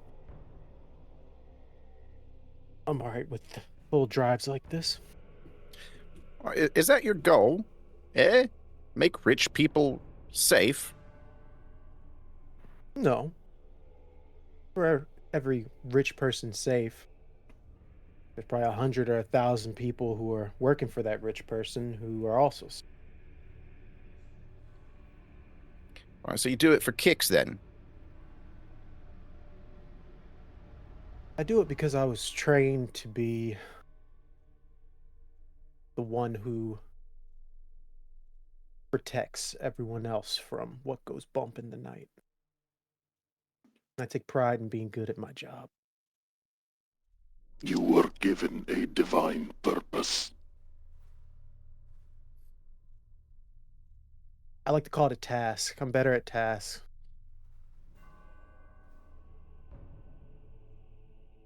Well, that's mighty nice of you. Yeah? Sticking to your task, saving people and whatnot. I'm better at getting rid of people than saving them, but yes. All right, there's also, there's a lot more money in getting rid of people than there is saving them. What am I going to do with money, Arthur? What are you going to do with money? Eh? That's a lot of choice. Yeah, but you know, if you follow your heart, choice ain't hard. All is provided by the Emperor, the Omnissiah. Sure. Yeah.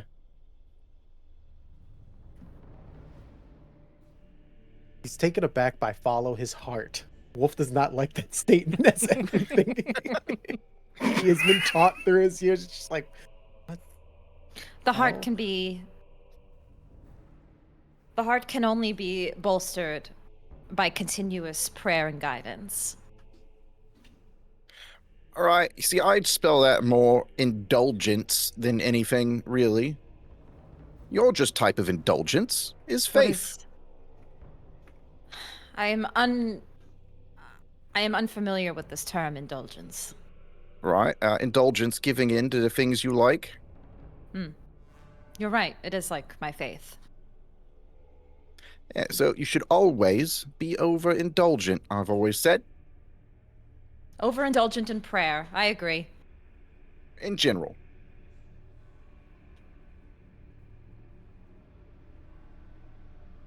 Your devotion should be efficient.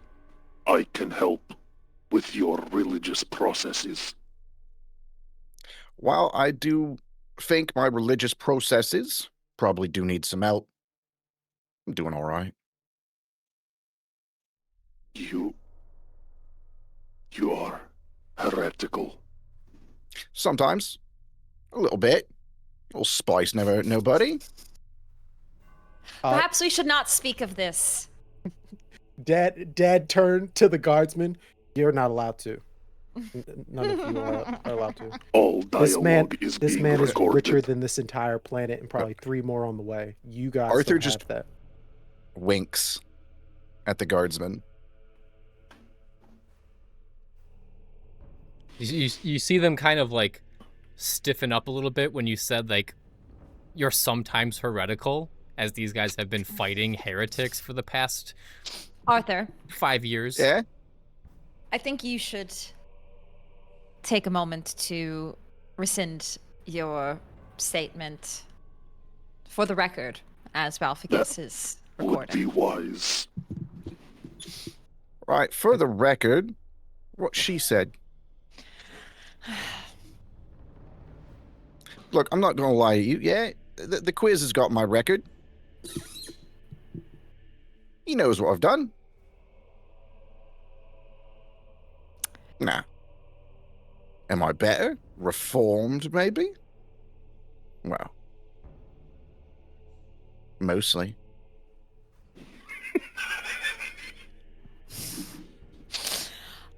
Perhaps we should have taken the alternate route then, Arthur. So we could have taken a stop at the ecclesiarchy. Yeah, you could take me to church.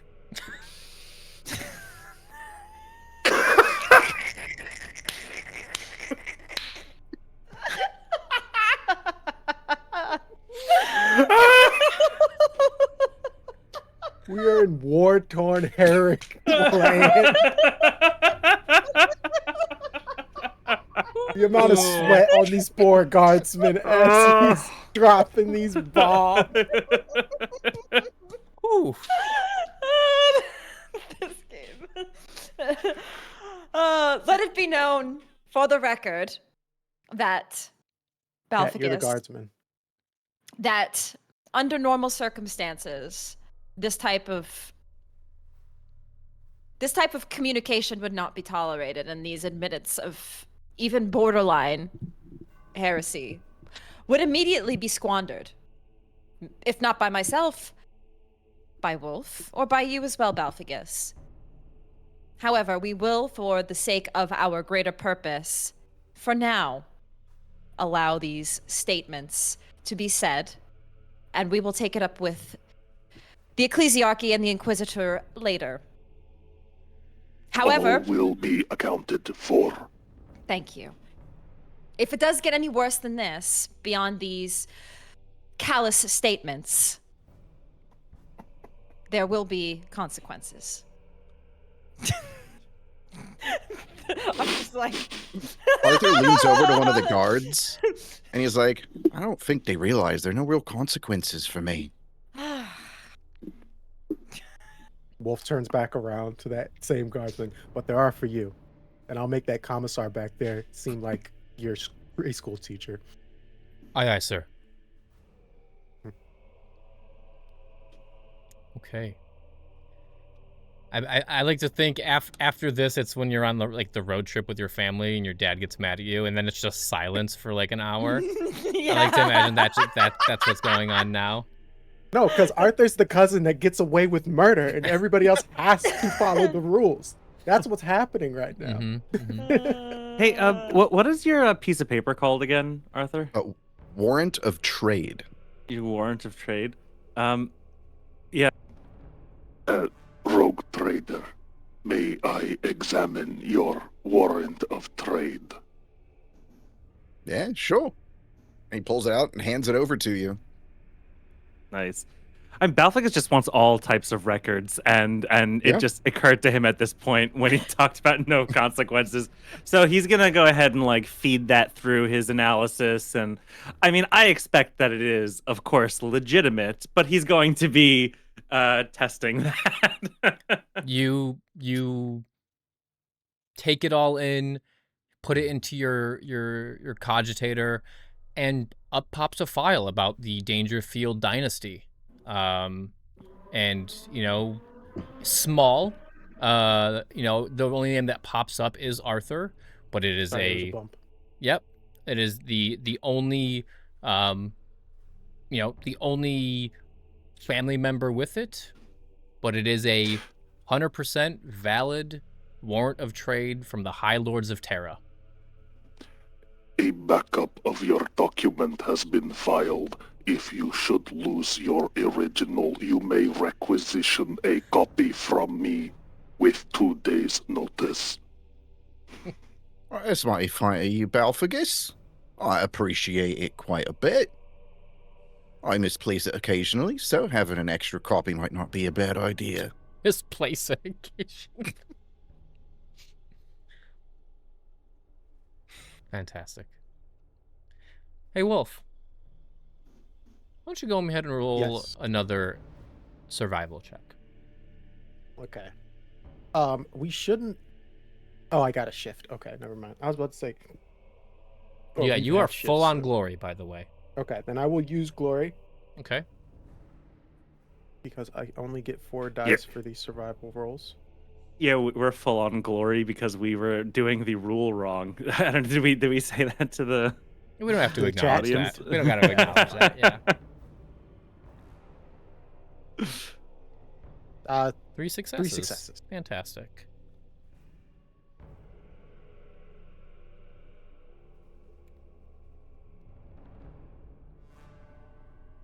We're like locked in. Mm-hmm. 1 second. Exactly. Virtual Viking. As you're driving, you hear it before you see it.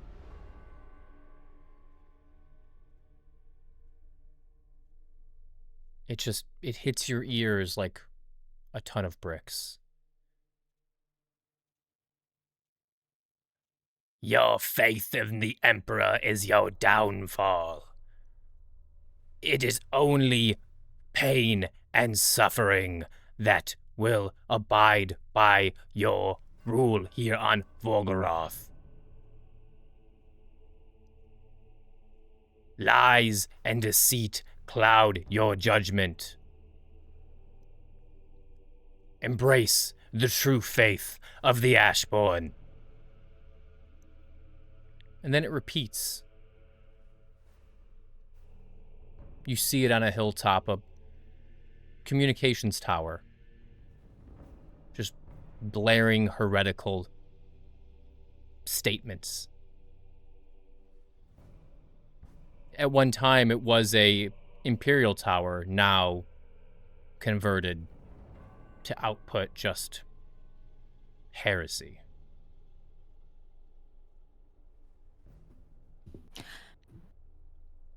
Only Wolf spotted this? You all hear No, you it. can hear it now. Okay. Yeah. It hits, yeah, it hits all of your ears, whatever Belfagus has is for ears.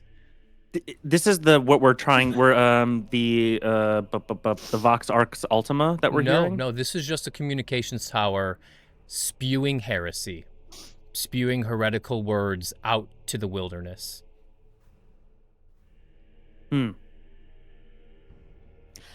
That's not good. What is that? Where is this? And like you'll see like Sister Sarissa looking out toward where this is coming from. We must take care of that at once.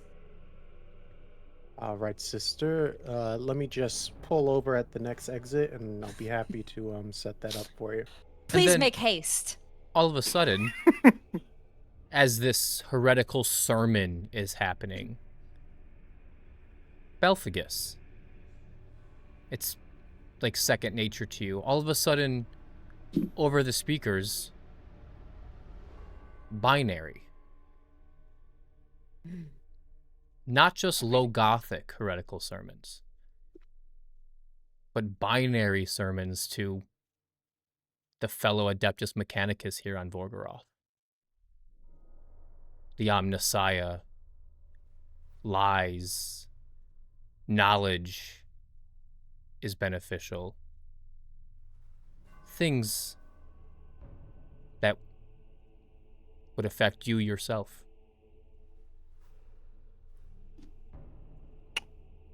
What am like? Is there anything specific I'm hearing in this heresy? It's a different voice than the sermon.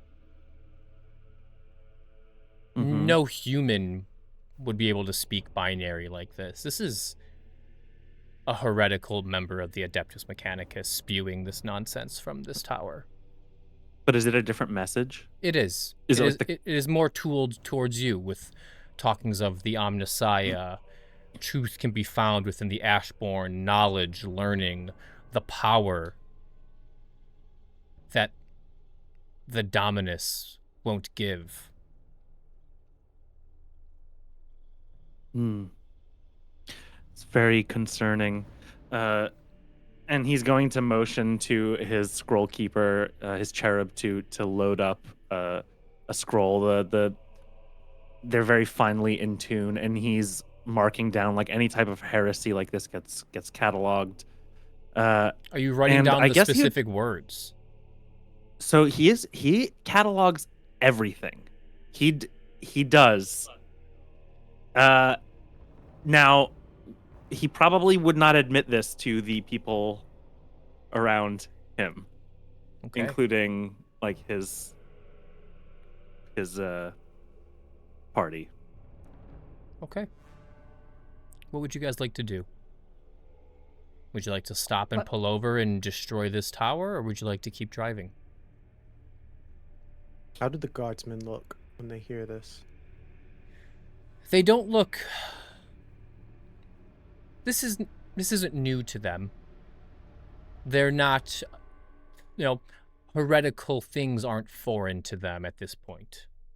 Hearing these chants, they also look outside the portholes and they see the tower with you. But they don't seem too worked up. It's almost like with everyone's presence here, you four, they're a little at ease after seeing what you did last night. How These big are is like the both tower? like Go ahead. Pardon me? these are repeated messages. Like Correct. it's like a tape on loop. Propaganda. Okay, it's Yep. not like No, AM radio. No, like, no. This is okay. a just it's Well, it on says to the it's guy, on "That's loop. heresy." Yeah. Okay. Okay. Go ahead, Arthur. How far away is the tower and how big is it? It is a poorly put together tower about 200 meters from you on top of a hill. It is very close. Is this the kind that, like, a grenade could take out? I would say a grenade, or if you wanted to walk up to it and take your power axe to some of the supports. This isn't anything substantial. All right, you want me to get rid of this? Indeed, we must. Well, This if isn't your a want. sister This says is a so, need. then, well, he'll pop open the hatch, and Do you want to drive the Torox closer to it? It is 200 meters away. 200 yeah. meters. Yes, it Yeah. is. It's in eyesight, but it's up on a hill. You'd have to walk Mhm. a little bit to go take care of Yeah. it. All right, pull up next to it. We'll just have a quick hello. All right, here goes the off-roading. We'll start driving in that area, looking for trip mines or any booby traps. As you're driving, everyone give me an awareness test. Deanne? 3. Okay.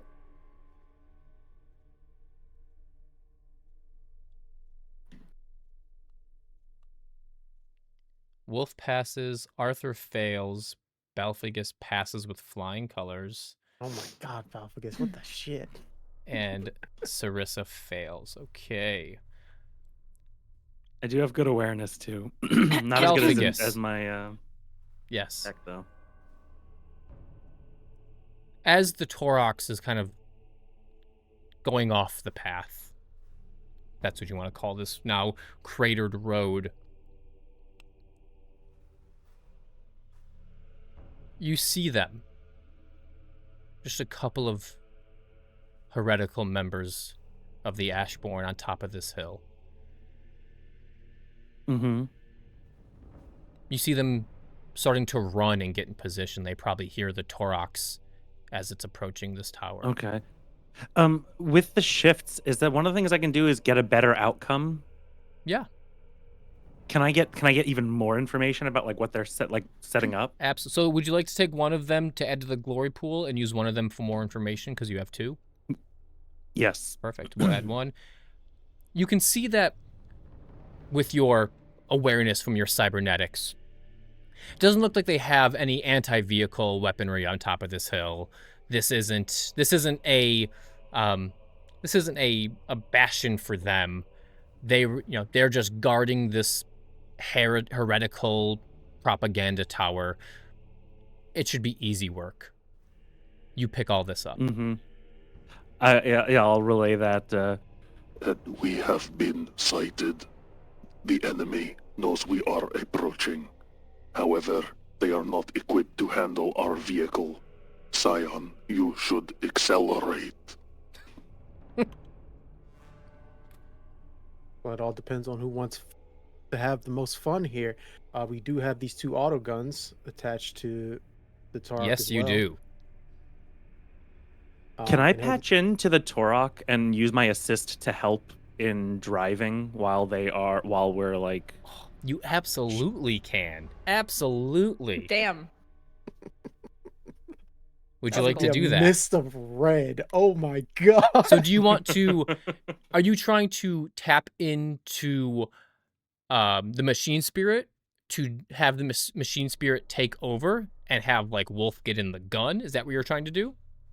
Well, we could do that, or like if I want to if I don't know, if you're trying to ram them, I'll juice the engines. Like maybe we get a little extra oomph. You're muted, Craig. I'm sorry. I was going to continue driving, and then Arthur or the sister could have fun, or the guardsmen for revenge for their friends that died last night. Something. So I if don't he's care. doing like crazy driving, I could like maybe improve the handling, or like I don't know, Absolutely, yeah. just assist You his can driving. absolutely tap into Yeah. the vehicle, absolutely. So how would you guys like to take care of these few heretical guardsmen and this tower? You can Arthur, even use the autocannons to pepper the tower. I was gonna say the Ooh. cannons seem like a good option. What's your Yeah. ballistic skill? What? 7. Then I think that's a you thing. Okay, I will man one of the We have two, autocannons. right? They're twin linked, so there's one Oh, okay. console, and it can like Mhm. almost like in a tank where you have like a little joystick and trigger and stuff like that. Okay. Okay.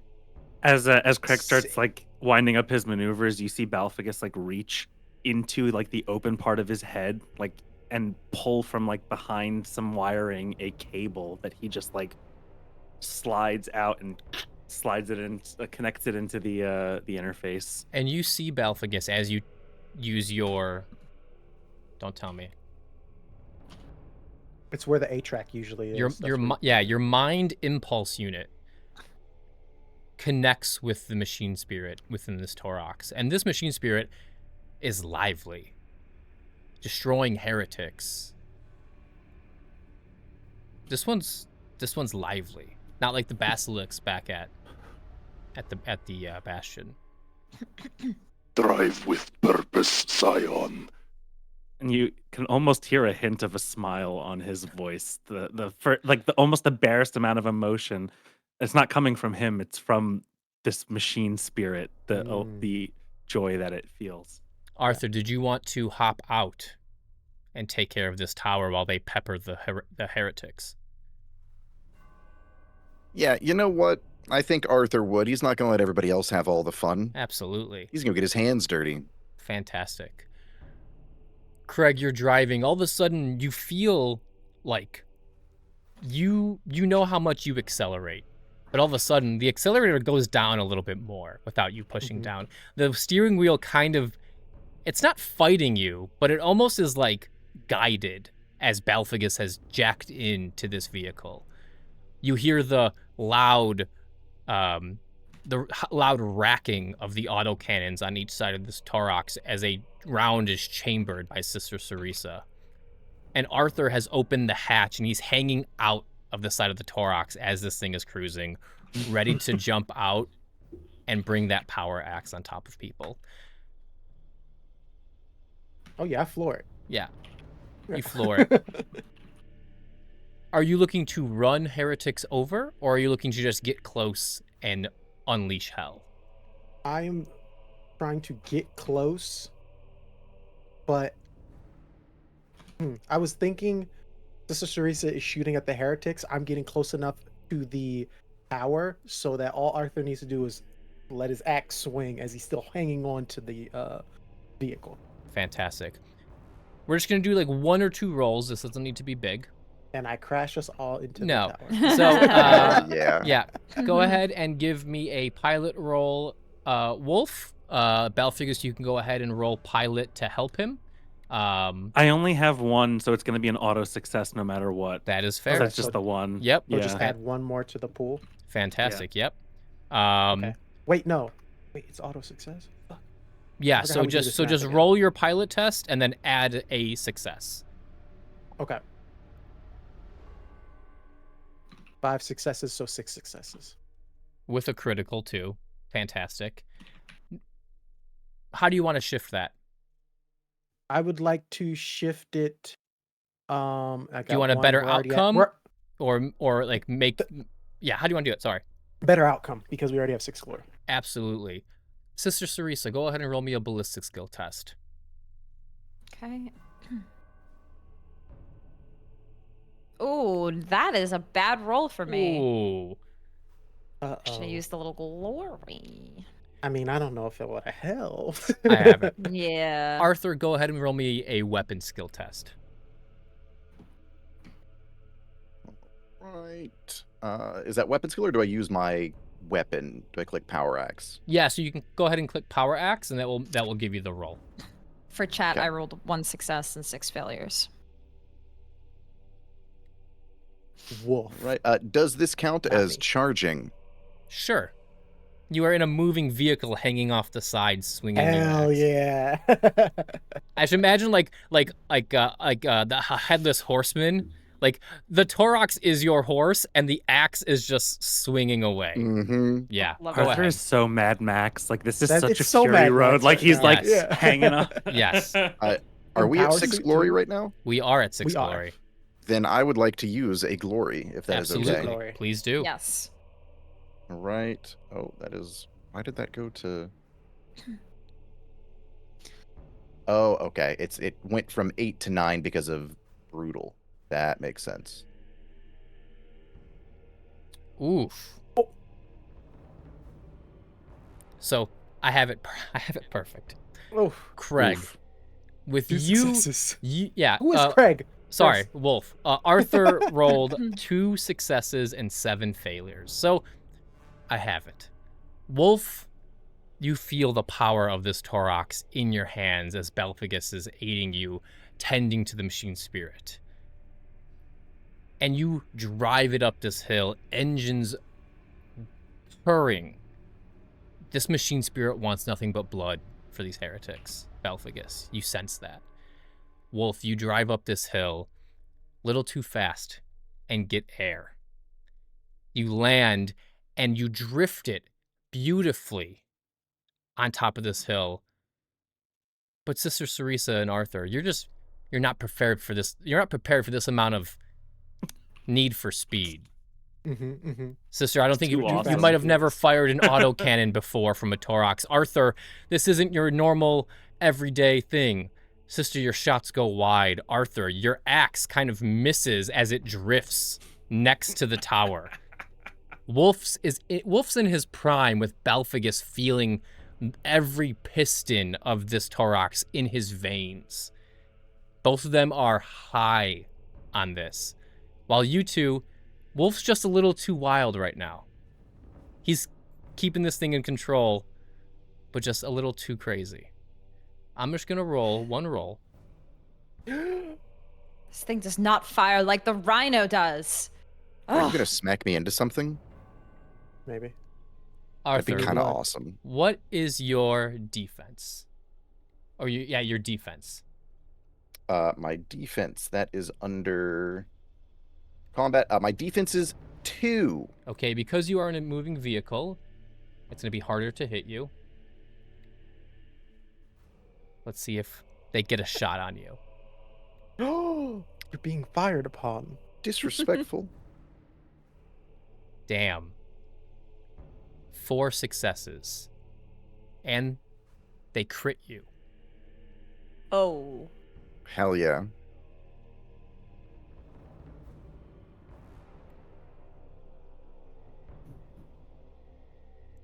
The shot rings true as Wolf's drifting kind of leaves you open for a second. He kind of like Dukes of Hazzard spins it a little bit.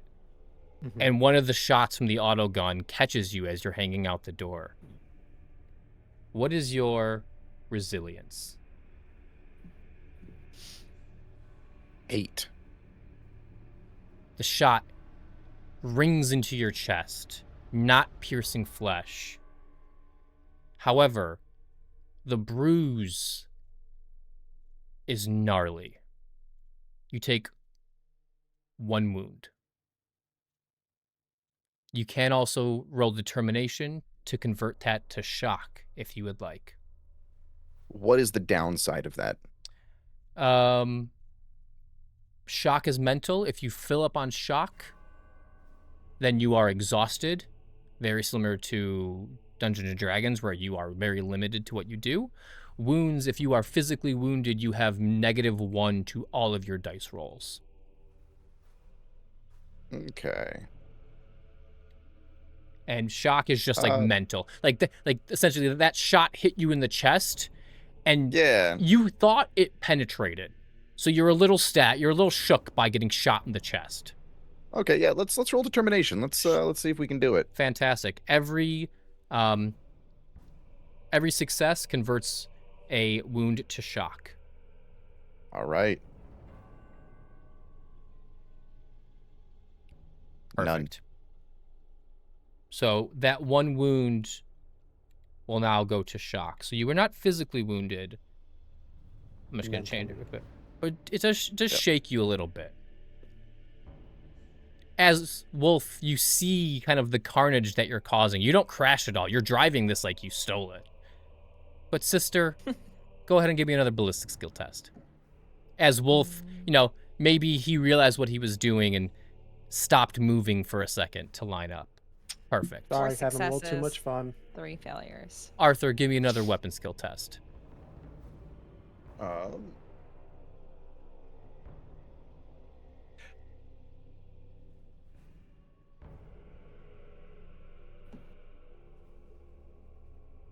You succeed.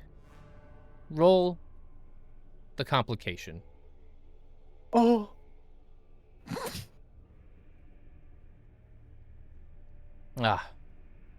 As you swing your power axe at this tower, you fell it.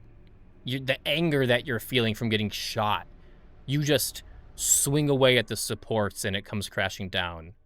However, the power field generator on the back, you hear it kind of sputter out after you swing. Maybe you nicked it on one of the pieces of metal, but your power axe malfunctions a little bit. Sister, the autocannons line up flawlessly at these heretics, and in a staccato of autogun fire, you turn them into pink mist.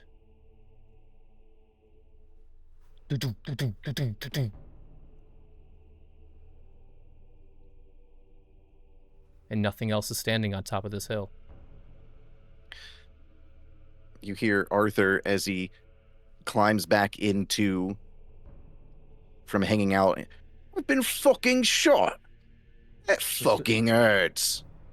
That's usually what happens. All right, let's get out of here. And Wolf will hit the brake to do a donut, basically, as he's scooping Arthur in and just peel out back onto the road. Arthur leans in, like right next to Wolf from behind. Right, the next time you're going to do fucking something stupid with the goddamn vehicle, say something first. Yeah? Okay. The code word is Omnisci be praised, and he just starts peeling it out. I feel it. The spirit sings. It craves battle. It calculates trajectories with hunger. Everyone look away from Balphagus for a moment. Privacy might be needed. Balphagus, Driving like Craig, this. Craig, if the Omnisci... make your gallows humor roll. Okay. Oh, good Oh, shit. hell Good yeah. shit. Good shit. A fellowship test, please. Fellowship test DN2. You got it.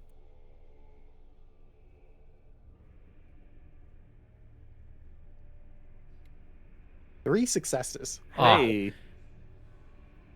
Arthur, with that joke about Balphagus needing a moment in privacy with this Taurox, you can't help but laugh. Even though your ribs are sore, that was good. Go ahead and clear your shock. Thanks to Wolf's joke. Oh, So good Wolf has shit. the gallows humor talent. Yes. He makes a Very fellowship good. test. Any successes clear shock wounds, as everyone has a good chuckle Hell at yeah. Balphagus's expense. Then That's an awesome ability. It's a lot That's of really fun. good. It's a lot Arthur- of fun. Arthur ends good. it with, Balphagus, when you're done, my axe needs some tending too. It looks like it's fucking broken. You mind taking a look? But after all, you good? And Arthur like moves back and Balphagus just holds his hand out to you. To take Oh, Ooh. do it. What? Right, well, that's quite doesn't- expertly skilled. Yeah, expect nothing less. He'll hand it over and like. And do you want to look This at this? is a mechanical axe, right? Like Th- it's, this I is mean, this is a it's- power axe. Yes, absolutely. Yeah. Okay. Are you Yeah, going then to of take care of course. this right now? I mean, I just taking it from him, and yeah. I guess I'm finishing up. Yeah. Right. I'm almost Yeah. done. Yeah. So axe in hand, you see this thing that Arthur is wielding, and in your hand, Oh, this machine spirit is screaming. The modifications made to this axe make you sick to your stomach now that it's in your hands. This thing has welds that shouldn't be there. This thing has not seen a tech priest. This weapon has not been in a tech priest's hands in years. But it just purrs in anger and fury. Rogue Trader. Rogue Trader, what have you done to this machine? Right, I'm pretty sure I hit it against a rock out there.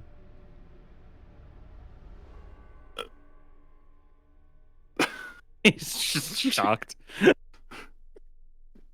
You have altered the workings of this machine. It is displeased. It is angry. Well, make it less so. It worked just fine before the rock. I apologize, Axe, for hitting you on a rock. It was really his fault.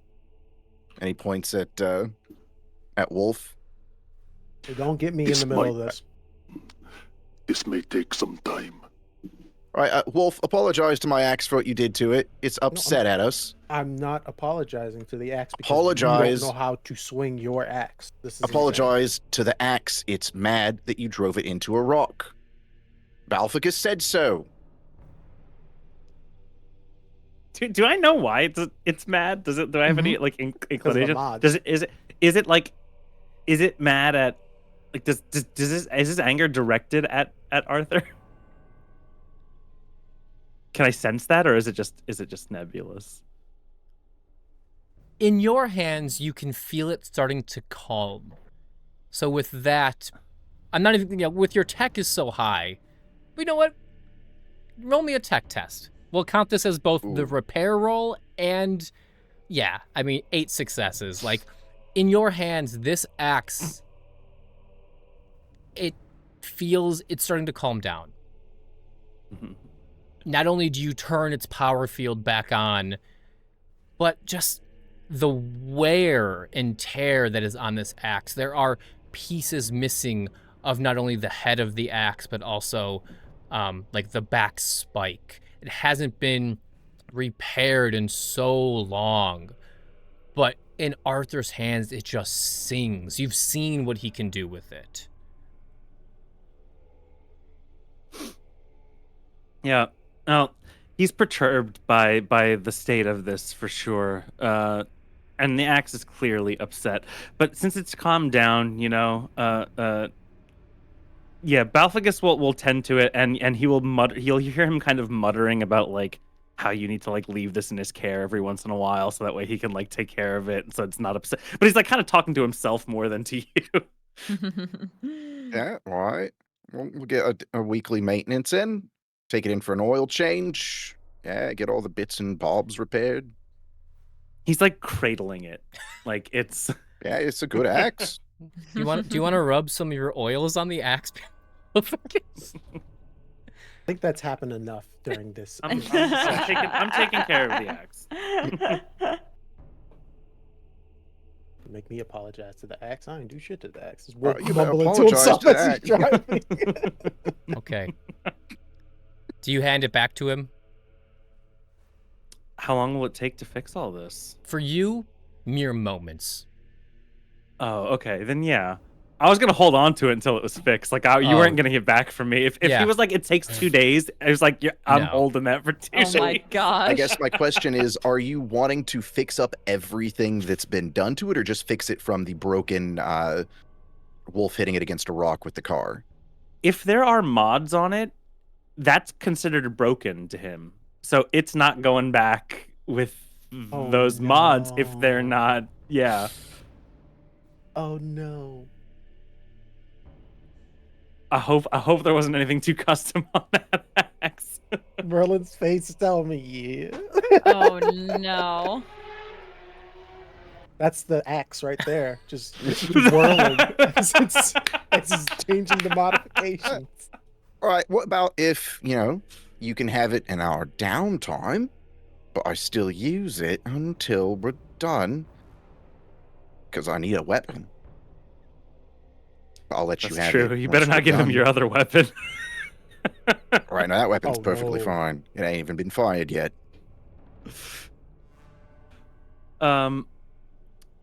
Yeah. I mean, are you like you're asking for it back now? No, he's more like, when the fighting starts, he's taking the axe. You can keep it till then. Okay, yeah. I'm sure it won't be very hard to convince Balphagus that you should have the axe when there's a battle Yeah. going on. But for now, he's like, if you're gonna make my axe all nice and pretty and cleaned, sure. Yeah, he's working on it. Okay.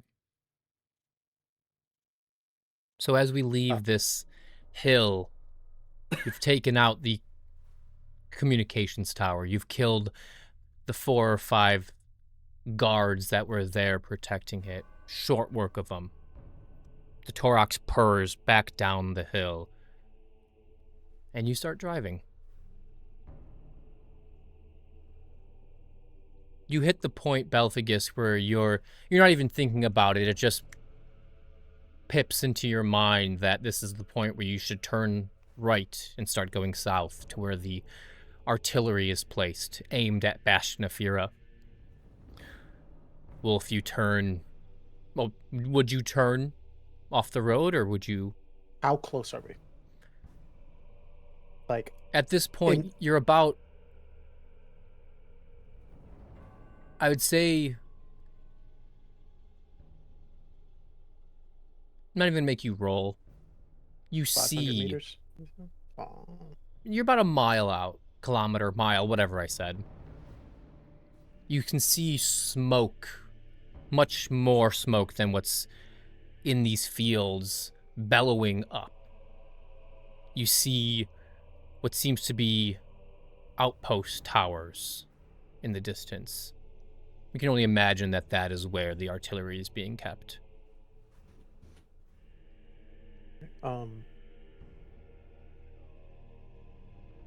So, and it'll just like slow down the Tarok as we get closer. We have 2 options. We can go in similar route as how we took out the tower, with them definitely knowing that we're on the way. Or I can set up a post, take out the towers, then you guys can go in auto cannon ablazing and take out what's left of those heretics. How quiet do we want to be with this, yeah? If there's a lot of them compared to us, might be good to do a little stealth mission. I do think that using the autocannons is going to be our benefit compared to leaving it aside. Stealth is not my strong suit. So would you like to stay within the vehicle, possibly? I am open to staying in the vehicle, and I could move forward with the heavy flamer at some point. As you're talking about stealth, you can just look over at Balphagus and just hear just like whirring. Yeah. Like you're like So- this. I have a 1 in stealth also. My plan is having Wolf out and basically overwatching you guys as you drive around doing crazy Mad Max shit all over this base. You're the one that can drive. I know. So, let me see what weapon I have. Arthur can stealth. He has got a 5 in stealth. I just have the last gun. Okay. All right. He might need a stealthy weapon, but he can stealth. I think we'll just drive in. I think Guns that How many blazing. people do you works. think are in there? What, 25, 50 men? With this autocannon, it doesn't really matter. Unless they've got rockets. Yeah. which they probably do. And we're a single vehicle, single point of failure. I don't like those odds. So, how about this? If you want to drive in there and be, loud, I'll follow up quietly in the shadows. All right. I'm open to this. How about a two-pronged attack? And he'll turn over to the guardsman. And I'm assuming you Right, we also have can them. drive this. We were trained. Yes. All right. I'm gonna name my guardsman guys. You guys ready? Yes. All right. I was waiting for someone to. Private Marcus, hop in the seat. Aye, aye, sir. Private Phineas will. I was like, is she gonna do it? Let's Pri- go. Private Phineas. So what were you doing with Private Marcus again? Sorry, I was. Private He's Marcus driving. is driving. Well, actually, man the cannon while and Sister Sarissa will move in with her bolt pistol / flamer. Are Marcus and Phineas friends? Absolutely. They're Am I they're missing a brothers reference from here? another At You this are. point, they're our Grim Merlin- Domains our, campaign. our Grim Merlin, Domains, they are now like they are now the Biggs and bouncers. Wedge of Yeah, we have Magic Biggs and RPG. Wedge essentially. Like They are Biggs and Wedge, Gotcha. yeah. We even had a Marcus in in Ancestral BTM. Blood. Yeah. yeah. Yeah.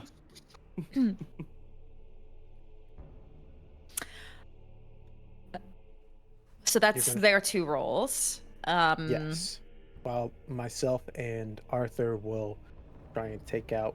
You said there were like multiple outposts kind of set Just up. one. You can just see Just one. Smoke bellowing from it. Couple of watchtowers. I That want type of stuff. Yeah. I want to get to that.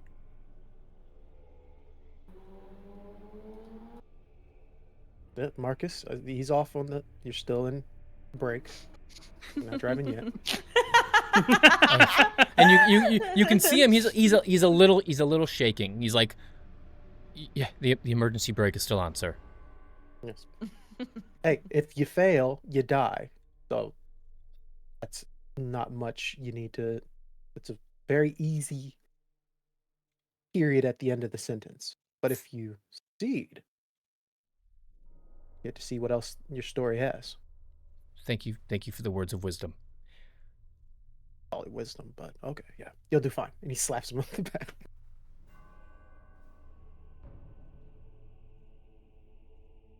Got ready?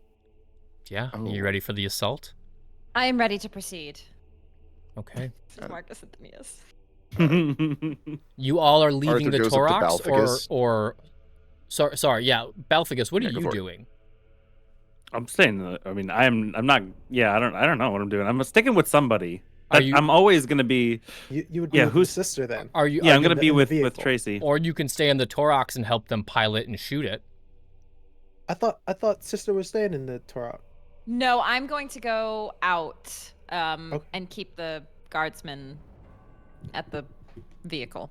Because I have Okay. like my cool weapons, so I'm going to use those while they man the. And so you're going to Cannon. protect the Torox. Yeah, protect the Torox. Got it. Marcus Anthenius. And the other two Okay, and- guardsmen, are they just... I feel like they'd stay in the Okay. truck, but I think- Arthur's also Firing. going to let the soldiers make the call for the soldiers. We can support the sister and protect our mode of transportation. Last thing we need is to be stuck out here if this thing gets destroyed. But aren't you guys sneaking up on something? Did I misunderstand the plan here? Me and Arthur are. Yeah. We're So our plan is to take out the outpost.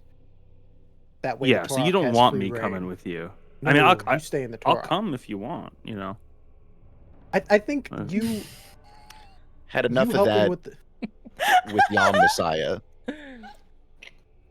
I feel like you and the Torah got a thing going on right now. You might want to be holding on to it. He's in a relationship.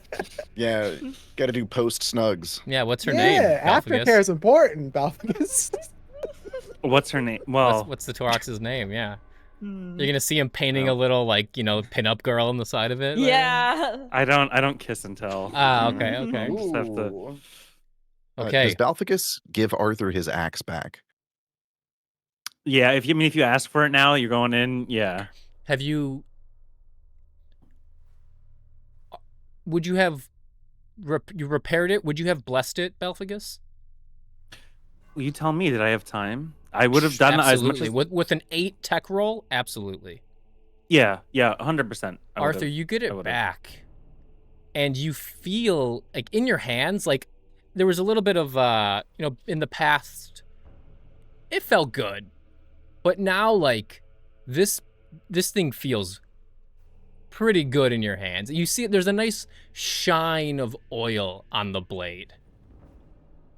All right, Balficus, this is something else. And since Balficus repaired and blessed it, you now ignore the next complication that ever happens to your axe. Ooh. Right, Balficus, after this, I might be offering you a job on my ship. I've been doing these repairs myself for years. Never been this good. If I am assigned to your ship, then I will comply. Right. Okay. So, just so we're clear, Wolf, Arthur, sneaking in to this outpost. Balficus, Sister Cerisa, you're staying inside the Torox until... Are you guys going to give a signal once the first explosion goes off? Should the Torox pull up? How do you guys want to do this? Arthur is holding 2 melta-bombs You're taking both And melta-bombs. and is kind of giving everybody a...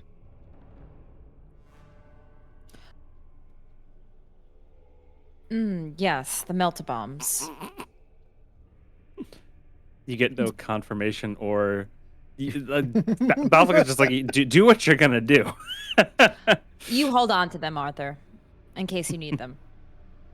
Right, I like that a lot. I do. If something's going to be utterly destroyed, I know we can trust you to get it. Yeah, I have a lot of misgivings about you, but Balficus would know that you can handle a weapon. Yeah, no, that right. That's one of the sweetest things anybody's ever said to me. Eh? I'm nothing Appreciate but that, Wolf. kind-worded. Absolutely. You know what? My axe forgives you for earlier. Yeah. I did. Uh... He puts his mask on.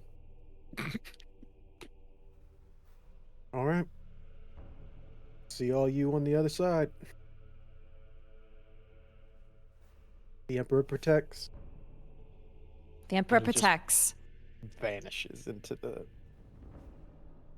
corn maze or whatever the fuck. Yeah. going on out here. Emperor protects. It's just ash here. There's no more ash. cornfields. Yeah. Got you. So under the It cover of disappears in the night, smoke of the air. Wolf and Arthur, you make your way up the bastion. Balphagus, Sister Cerisa, you sit in the Torox until the signal is seen or heard, maybe. Sorry, Vanessa just got home showing her haircut. Okay. We're just going to fast forward a little bit. We don't have to narrate everything. Arthur and Wolf, please give me stealth checks. Do we want to Yeah, use a glory? Yep. Both of us You use a have glory. 6 glory. Hell yeah. DN3. This is a DN3, yes. 6 from Arthur, 5 from Wolf. And I have a shift. You do. How would you like I to do use not. that? Do we want to regain a glory, or do we want to have a better success on this? We're down to 4, so your call. Because 4's still a lot. Yeah, I was gonna say, did you both use glories? Yes, we both Got used it. Okay. glory. Yeah. Then yeah, let's shift it into a better success for Arthur. Fantastic. As this smoke, embers, ash fills the air, Wolf, this isn't the first time you've done this. As you hit the ash, you take handfuls and you kind of cover your red cloak with it, masking everything. Arthur, your jacket, already the color of the ash, makes it where you both are concealed. At a glance, wouldn't be able to see you. Arthur, you may even take some ash and rub it on your face. Whoop, sorry. We lost Balphagus for a second. You make your way up to the outpost, and with the successful stealth and the shift to a better outcome, at this point in time, there's no one in this observation tower.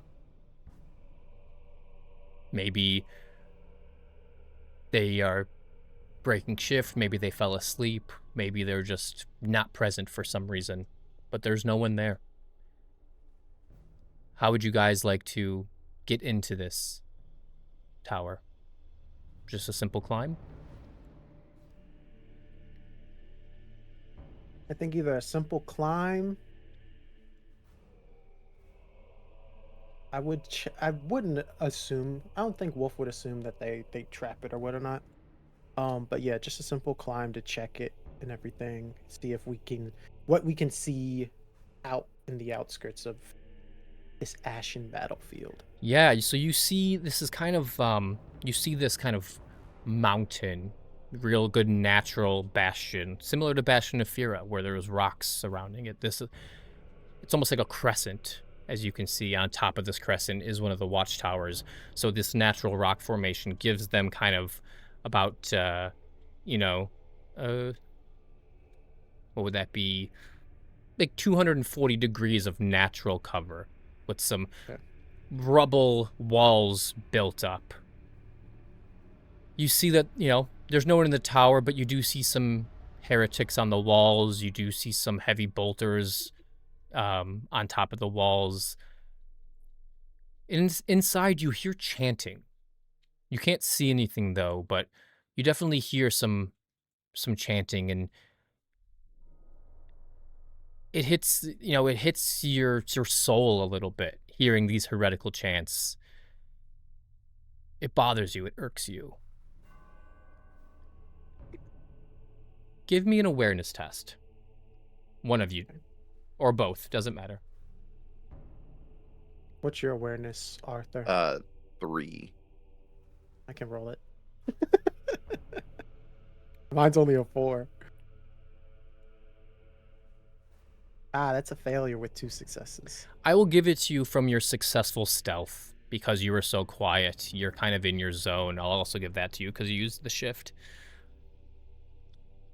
You see just one area of the wall that is really badly put together. Both of you could squeeze through there easy without causing any sort of alarm.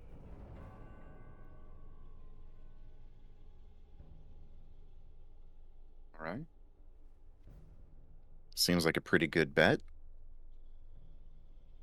I think I'm trying to think if I want to stay in this tower and just assist that way by pop shots from here, or if I want to leave a little gift for whoever shows up at this tower. I think Arthur's going to go hunting because this is the western spot where the heretic basilisks were. Correct. Mm-hmm. Arthur's going to probably look for those. Okay. So you guys are separating. Yes, I'll keep Overwatch for Arthur. Wolf, you... Oh, go ahead. Sorry. No, I was just gonna say we got our Voxes, right? Yes, you have Vox pills. I would just say to do we see another tower between us and... You see two smaller ones kind of on the ground floor that are peeking out over the wasteland. Okay, but if they were to pull the Torok up, would they know... Now I'm getting vehicles. This is awesome. Would they be able to respond fast enough to seeing the Torok? My question. They'd be able to respond in time, but not before you'd be able to get a shot off. Gotcha. They're not... These, after last night, they are reeling from their defeat. Right. They are not expecting a counterattack. They think they have Bastion of Fira on the back foot. Maybe that's why it's a little lax here right now. They're laughing, they're cackling to their false gods. You would be able to get a shot off before any damage would hit the Taurox. Fantastic. Then I will say over the Vox. All right, sister. Myself, I'm in position. Arthur's going on a little adventure for the Basilisk. You are clear to make a show of things whenever you're ready. Do you climb to the top of the observation tower before you send this? Yes, that was the point. As you send this message, and you look around this heretical bastion, Arthur, what are you doing? Arthur is... Actually, Arthur probably would have asked Wolf if it were... All right, should I go after the basilisks, or should we clear the wall? I'm not liking those chants that we're hearing. You want me to go disrupt those? I think that might be the move, seeing as how last time we heard chants like that, a visceral monster that will haunt my nightmares for the rest of my days appeared out of it, so... All right, well, if we're splitting up, I'm not going to leave you wanting for nothing, so here. And he hands you one of the melta bombs. Oh. Okay. Arthur has one, Wolf has one. Then Arthur will hunt the cultists down that are chanting to their evil god. Arthur, you see it first as you're on the ground floor. Wolf, you may see it after your message to Sister and Balphagus. You see an Earthshaker round sitting there, standing up on its end. Surrounding it, 8 captive guardsmen, hands tied behind their back, in a circle around this Earthshaker shell. You see 10 cultists chanting with a leader in the center. He cuts his hand, holds it up to the sky. In your name we sacrifice these 8 for the power of the warp shell. And the 10 cultists start to encroach on the 8 tied guardsmen around this shell to slit their throats. Daggers in hand. Could Arthur shoot the Earthshaker round that they're all standing around? Absolutely. This isn't a big bastion. It would at this distance, it would probably harm you as well. Yeah, that's fine. Scars are kind of sexy. Okay. Wolf, Got a Well, melt let's the see. bomb one. you're in. Are you throwing the melt-a-bomb at it, or are you shooting it?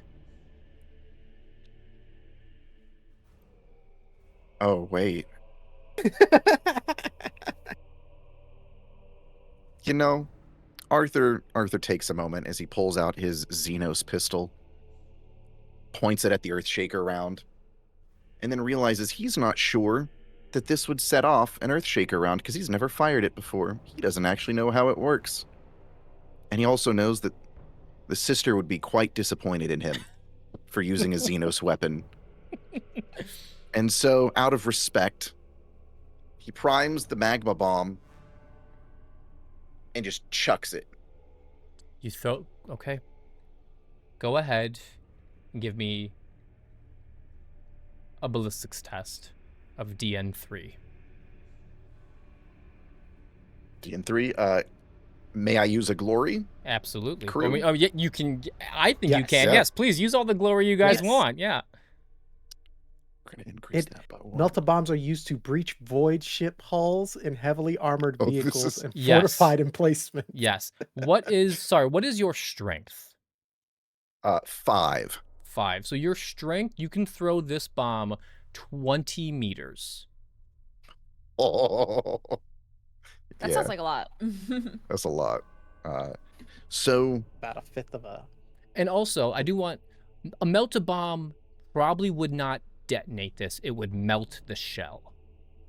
but would it melt everything around it too? It would explode in a ball of plasma, the hot as the sun. That seems way cooler to Arthur. So not only are you going to melt this Earthshaker around, you're going to essentially vaporize the guardsmen that are being sacrificed and the heretics. Correct. Okay. Go ahead and give me a ballistic skill test, DN3. Wolf, while Arthur makes that roll, Wolf, you also see this. You see the chanting, the captives around this shell. 8 captives for the dark gods. Do you do anything? I think he was. He looks over. Do I see Arthur? Make an awareness test. Let's do an awareness test from Wolf versus a stealth from Arthur. Let's see how stealthy Arthur is being. You 4 need to beat versus 4 successes.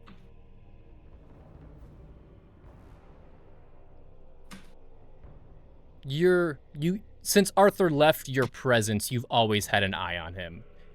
Okay. You see him crouch behind some rubble.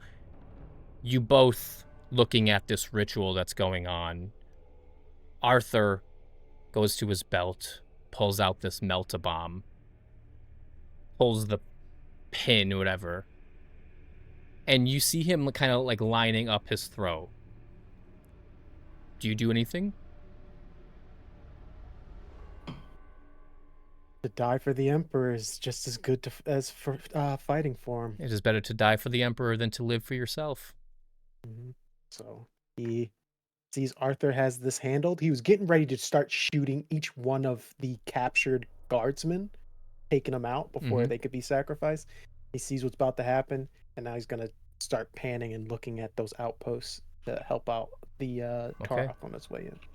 Arthur, you throw the melt-a-bomb with precision. It dinks off the Earthshaker round, landing right next to it. And before anyone can react, the heat on your skin, you feel the heat before you feel the explosion. It blows up. Not only does it blow up, but it does 16 damage to everyone within a 10-meter radius. The 8 guardsmen vaporized. The 11 heretics vaporized. The Earthshaker round melted into slag. Then the boom hits from the magma round. It's not a explosive boom, almost like a fusion. Like a... And then it just pops as the heat radiates. And Sister Sarisa and Balphagus, you guys not just see this plasma ball raise up into the sky, but you hear the boom as well. That is your cue. I will see how Marcus does driving.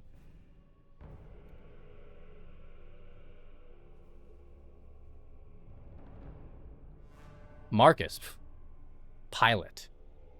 Marcus, at this notion, do you say anything to Marcus and Thinius as you hear this explosion, sister?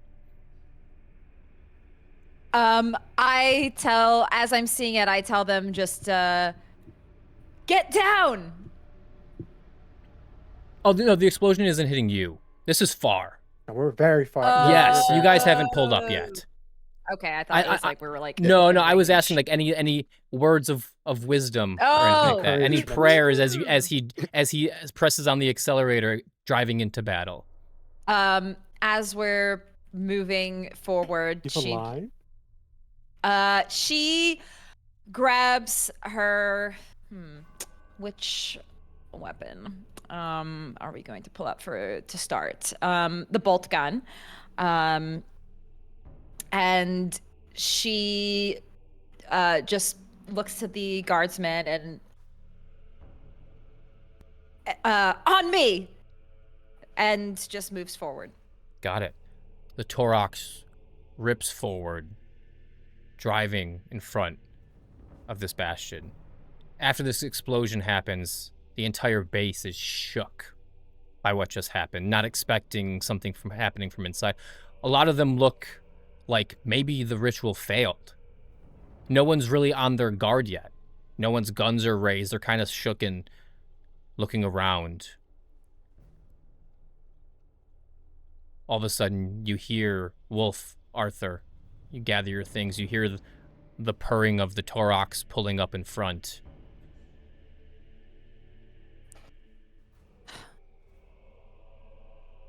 We will start combat. Okay. Which one of you would like to go first? I am specifically waiting for the people to start shooting at the Torok, so I know who to take out Absolutely. first, so I can wait. Sister, Arthur, would you like to make the first shot? Yeah. Yes, I will. Can I assist? Absolutely. Yes. Them? Yep. Welcome back. Hello. So when he assists, do I... Oh, he's still Just- missing on the stream, Chris. Oh. Thank you Oh. for letting me know.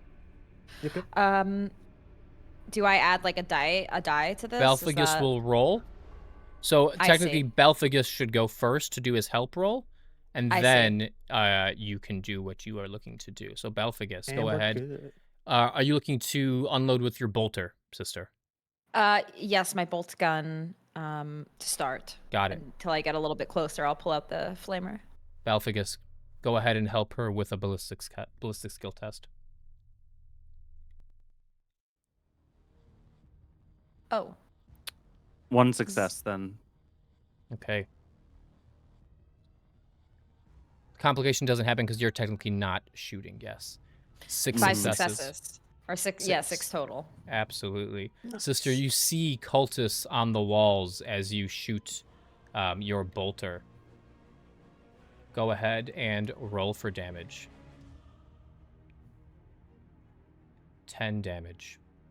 How many successes did you roll before? 5. Fantastic. With your quick trigger, you line up 3 shots. Boom, boom, boom. The bolt of the bolt gun tears through their flesh, and the subtle report of the explosive round exploding within their torso, ripping three of them to shreds instantaneously. As these shots ring out, now the hornet's nest has been shook. You see heretics kind of fall out of their tents and run for the walls. You see a team. Wolf, you see this. Arthur, you see this. You're still hidden. They're not really sure what happened. They don't expect you. Maybe it was a missile from afar, but they're running towards the walls. They get to the wall, and you see a heavy weapons team get to it. Wolf, you're holding your action. I will allow you, if you want to use a glory, you can go right now. I would like a glory to take out that heavy weapons team. Absolutely. That's probably the ones that could take out the Taro. So use a glory, and you can go ahead and go right now. All right. You do see it is a missile launcher on one of the walls next to 2 heavy Ooh. bolters, and you see them putting a missile in the back of it to shoot at the Torox. Could I do a dead shot? And I'm aiming to hit the missile. You have it set off while they're still preparing it for to be launched. Does that make sense? So you want to shoot the missile in their hands? Yes. Sure. It will be a called headshot. Okay. Okay. And I already used the glory to go first, right? Because it's only one per Correct. turn. Yep. All right, cool. Okay. And then now, previously, it gives me a +2 for something. Did we ever figure out why that was? Wolf combat. You did figure it out at that, like the last session we had. Because you have Um, sniper on your gun. Ah, okay. Yes. Okay. So 7 plus 1 and rapid fire. All right, cool. 6 successes. Oh, what was the DN? I'm sorry. It is 6. You also crit. Okay. Go ahead and roll on the damage and then critical hit table. Okay. I'll roll damage first. My apologies. It's fine. 8. 8 damage. Fantastic.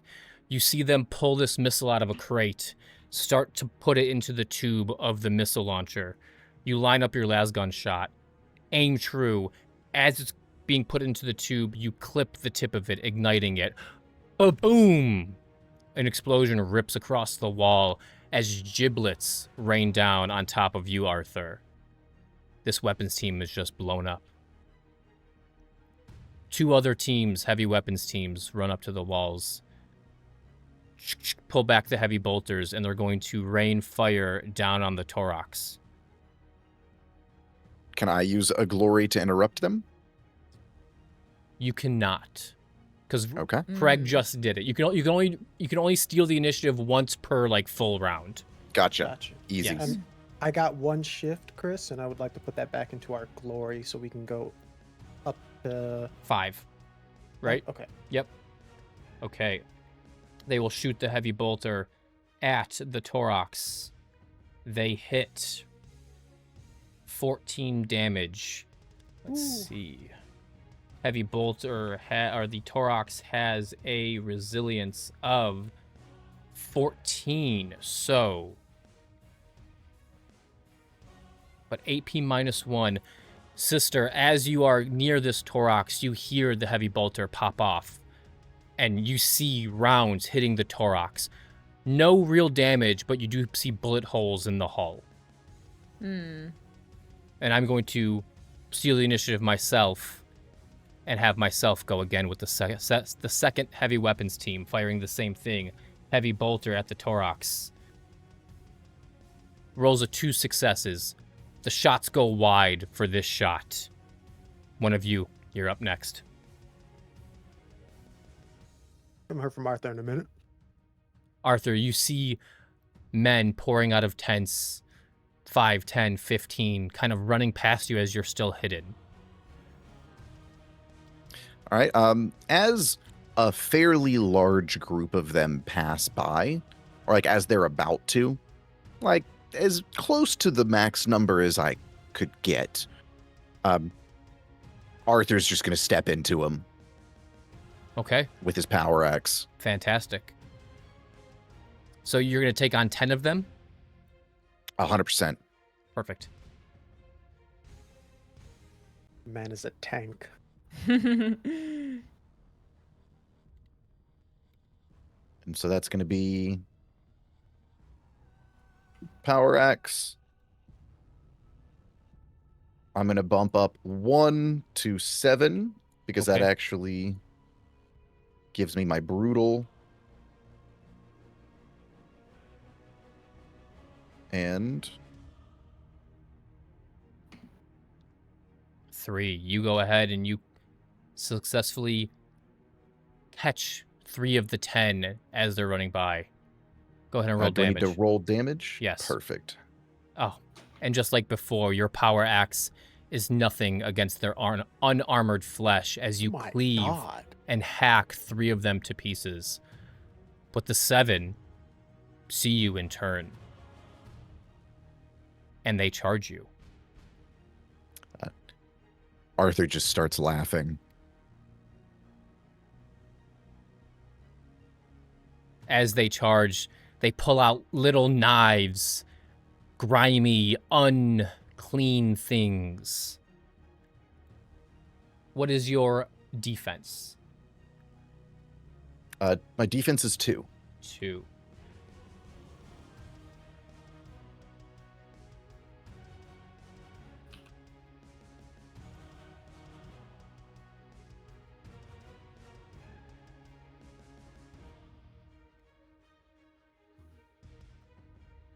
Okay. The 7 collide with you. 3 getting a couple good licks in. What is your resilience? 8, you said? 8. They're not trained killers, these 2. Or these 7, sorry. Just like Private Skellig back at Bastion Nephira, they're not trained fighters. You're parrying, you're dodging, they're catching your armor. They don't know the weak spots and where to stick the pointy end. So you take no damage. However, as they're charging, the blood that is on the floor makes a few of them slip and fall to the ground. They rolled a complication on their attack. Tripped. Oh no. One of you, who's next? I want I think to see Phineas go ham with this autocannon if I'm being honest. Okay. The 2 heavy weapon squads on the walls. Phineas lines up his shots. On.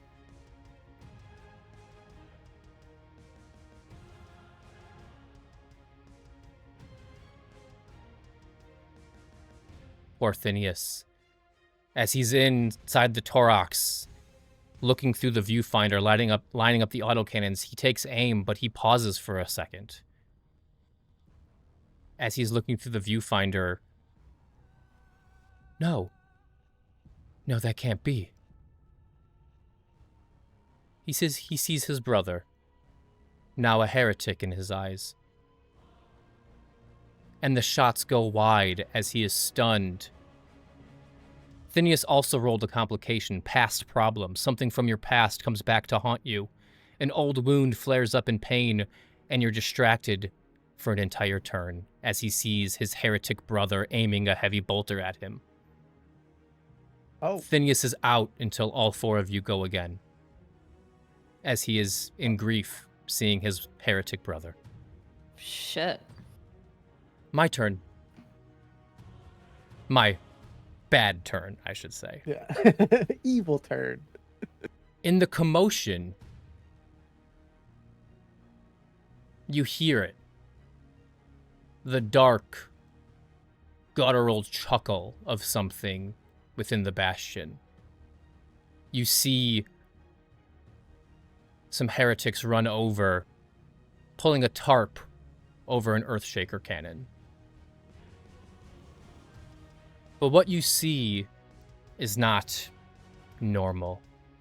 You see a man fused into the firing seat of the Earthshaker round, fused into the side of the gun, an amalgamation of flesh and metal. His half of his face now melted in, and you hear his chuckle as you hear the gears as the barrel turned towards you. Craig, Wolf, give me an awareness test. Joy. This is not. Can I use a glory gang? Yeah. Wait, is this my turn? Absolutely. If you want, no, this is not your turn. Okay. Go ahead and mark that down from 5 to 4. Okay. 5 successes and wrath critical. So Add one back. Yeah. Absolutely. Craig, you see the attire of a guardsman, the still human half of his body. And you see the markings. You're aware of this. This is a master of siege within the Imperial Guard. This man knows his artillery. It's only easy to spot that this is the mastermind behind the warp shells. This now half man, half Earthshaker basilisk, who is now fused together. And the turret is aiming towards the Torox. All right. I wonder when I would see you again, little inquisitorial dogs. And it's the voice that you heard last night, coming out of the demon. You heard my silence, now hear my cacophonous roar. And the barrel starts to go up. A boss has entered the battle. Oh. Yeah. And that is my turn.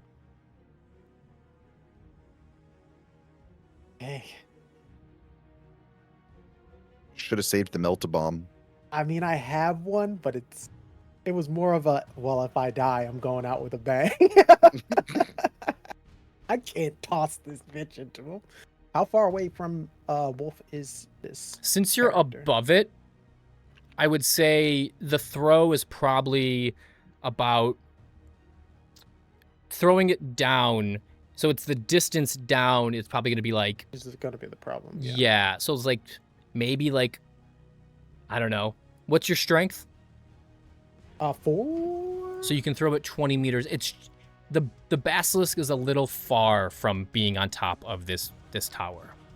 That makes sense. Yeah, I didn't think I'd be that close. All right. I do have cracks. You do have crack grenades. But it's one of yours turn. I know what I'm gonna do, but I can wait. Do you want to go, Wolf? You haven't like had a full turn. I did. I shot the missile. Oh. Yeah, I shot the missile from one. We still have 2 teams shooting at us or shooting at the. At the Torox, yes. Tark? I'm going to trust that Arthur can deal with the teams slowly but surely, and focus on trying to get this guy, at least slow him down. So I'm going to. I'll go for it. I can go. Okay. Sister, what would you like to do? I look at this abomination in front of me and I yell that out. You abomination. This is your end. You will perish. And she moves forward and shoots at it. Okay. If I shoot at it, since it's like strapped to a thing, It is the thing.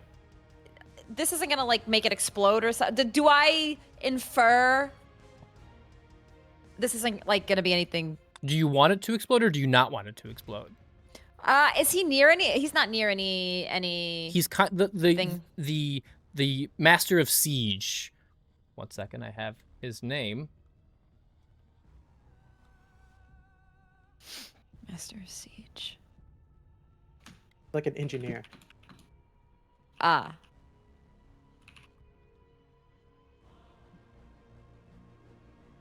Oh. Oh, this guy's crazy.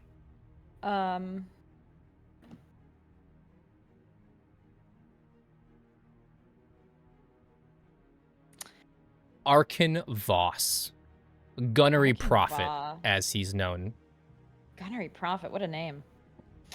That's the only thing near him, basically, is what we're saying. So it's not Correct. any of like any other bystanders. Okay. No. Then I will shoot at him, I suppose, with my bolt gun, because I'm not quite in flamer distance, I feel. So, and I probably don't want to be that close to him. So I'm gonna shoot with the bolt gun. At his fleshy bits. At the fleshy bits. Okay, go ahead and give me a ballistic skill test, DN 3. I'll add a point of glory to this. Okay. Yes, you can. Yes, you will. Oof. Good hit. Roll damage. 8 successes. 11. Your bolt gun rips into the fleshy bits of Gunnery Prophet Arkin Voss, as is his name. Write that name down. Good name. The bullets rip open flesh. And while you see him get stunned, the barrel stop traversing up, aiming at the thorax. You see his flesh knit, like you saw last night. Right. That did happen. But I recall. But his stun, he has not quite dialed in the location of the thorax. So it is not for nothing. Okay. The 7 cultists surrounding Arthur will now go. Sorry, the creepy abomination, his name is Arkin Voss? Gunnery Prophet Arkin Voss, yeah. Got it. I have an idea. It's a terrible idea. Oh my, these cultists suck.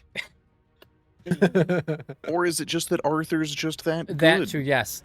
They, after a couple of them fall, tripping on the blood of the 3 that were hacked open previously, they just are bad. Oh no. And they don't even land a blade on you, while 7 of them are kind of looking at one another like, you go, no, you go. Like, they are now in fear of you as they roll another complication. Perfect. I'd love to go next. Go for it. Arthur just kind of stops swinging. It just kind of looks at all of them. All right, this is quite disappointing. I came here for a fucking fight, yeah? The fuck is this? Shootout. It's a fucking shootout. I also, something we haven't done yet, which I wanted to bring up. You can attack multiple times if you are a gambling person. Every additional attack you'd like to make adds +2 difficulty to the attack. So you could shoot multiple targets. You could swing at multiple targets. It just gets more difficult. So Arthur says his shit. And how many are left? 7? 7. He says, all right, now, you lot leave. I'm gonna go find someone we're fighting, yeah? Get fucked. And he just turns and starts heading off towards the heavy machine gun placements. Okay. Would you like an intimidation roll? Give me, it is an improvised attack that is also something in this game. Oh. Okay. It's so good. So what is that roll then? It is a, do an intimidation. I believe it's All first right. the cultist leadership. Okay. What's that DN gonna be? 3.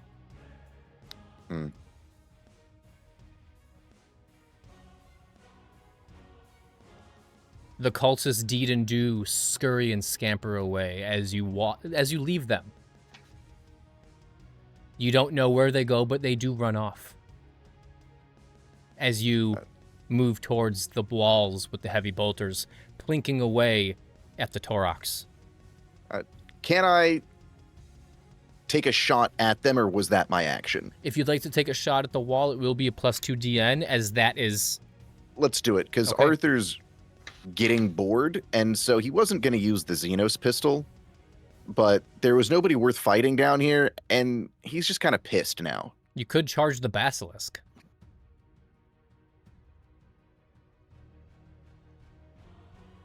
Right, that's a much bigger target, yeah? Fuck this. Charge the Basilisk. Love it. You won't get to attack this turn unless you want to take that Oh, more I'm difficult. going to. Okay. Yeah. You move. What's the worst that could happen? Yeah.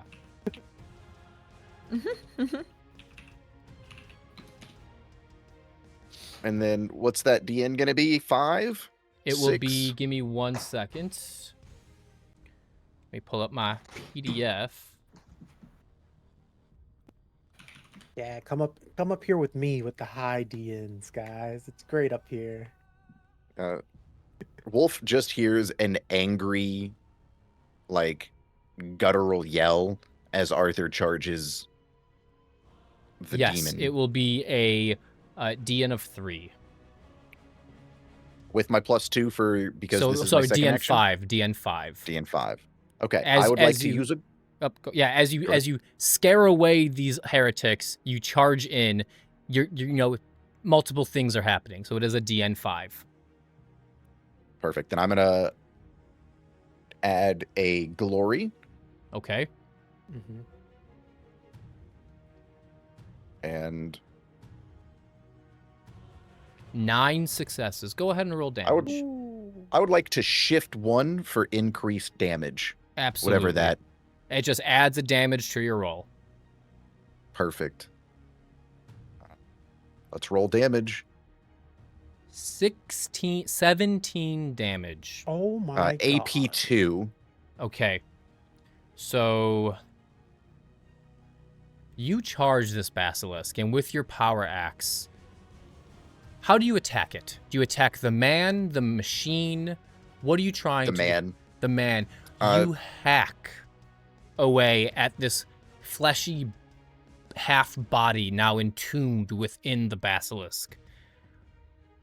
You cut him with your power. You bring the axe down, and it goes right through his collarbone. He lets out a guttural scream as you do this, cutting through. But now it's my turn. He yells out in some demonic words you don't know.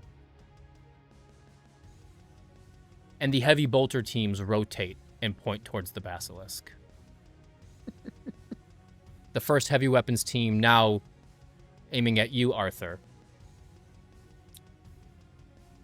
Oh, this is a shootout. Like a Western. Like a Western.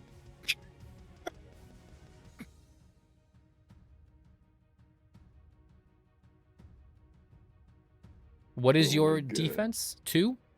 My defense is 2.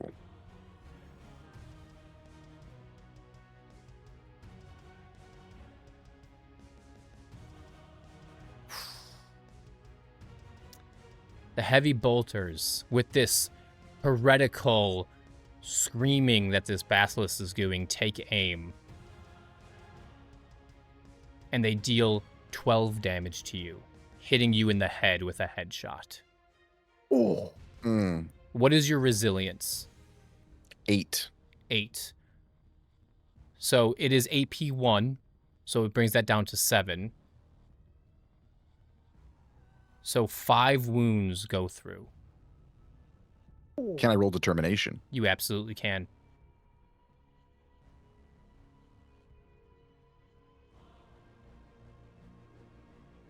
Two wounds go to shock. You take 3 wounds and 2 shock wounds as this heavy bolter rips into you, hitting you in the head. Holy shit. You are now staggered as well. Your speed is reduced by half. You cannot run or sprint unless otherwise stated. The heavy bolter rips across the basilisk, catching you 1-2 in the body. One grazes your forehead as it rips through, knocking you off the tank. One of you, it's time. What would you like to do? Do I see those? You see Arthur get lit up, Wolf. Mm-hmm. I'm gonna deal with those teams then, because I'm noticing that the demon keeps like reforming. So Arthur's got the best shot with the axe compared to me. You could also potentially toss him the melt-a-bomb. I could. You have That the was my piece of first gear I idea. gave you to deal with this, and you're sitting on it. This is true. This is true. That was my first idea, and then I saw those bolter teams, and I was like, "Is it gonna have enough time, or is this guy just gonna get bolted to death?" Yeah, I'll do that. I'll trust the Turok is. We've kept the Turok safe. So Absolutely, Turok yes. can come up next. I want. Yeah, I'm gonna try to toss the Melta to, Arthur. Okay. Go ahead and roll me give me an athletics test. Athletics. Okay. I would like to steal a glory team. Okay. And then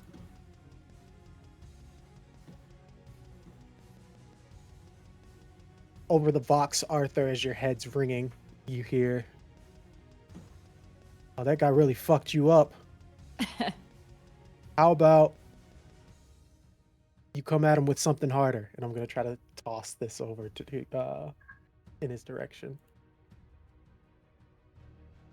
Okay. Yeah, give me an athletics check to see how well you throw it to DN? him. Yes. 3 regular. That is 2 successes. That's a failure. Arthur, you see Wolf toss the melt-a-bomb, but it lands short. You'll have to move to use it.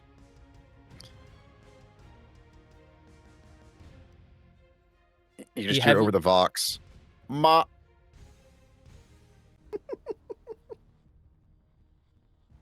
Alright, yeah. Fuck. Wolf, would you like to also take a shot at +2 DN? I would. Can I take a shot at the bolter teams? You can, yes. The DN will be 5. Okay.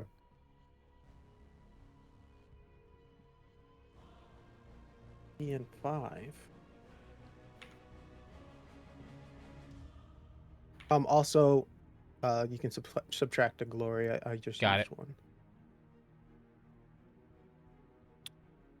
DN 5. I only have 4 successes. That is another fail. I forgot to put the DN in there. You toss the melt-a-bomb to Arthur. It's slipping from your hands, landing short. You go, turn on a dime, aim at the heavy weapons team. Your las gun fires wide. The second heavy weapons team, now seeing you shoot at the one, aims at the tower in front of you, or it's the tower that you're in. What is your defense? My defense is 2.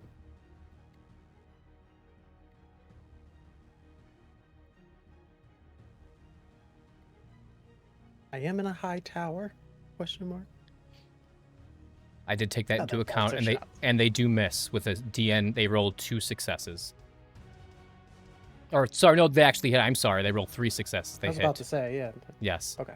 I read that wrong. I read failures first. What is your resilience, Wolf? 8. 8. You take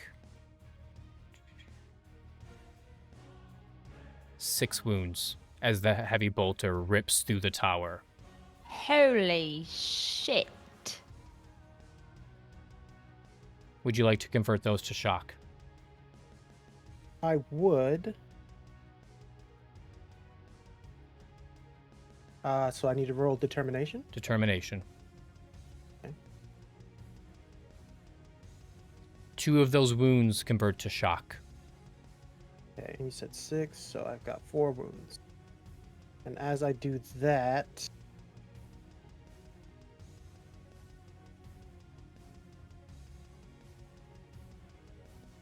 unfortunately for all you guys, I'm still breathing.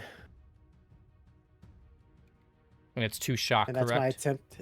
Yes, that's my attempt at gallows humor.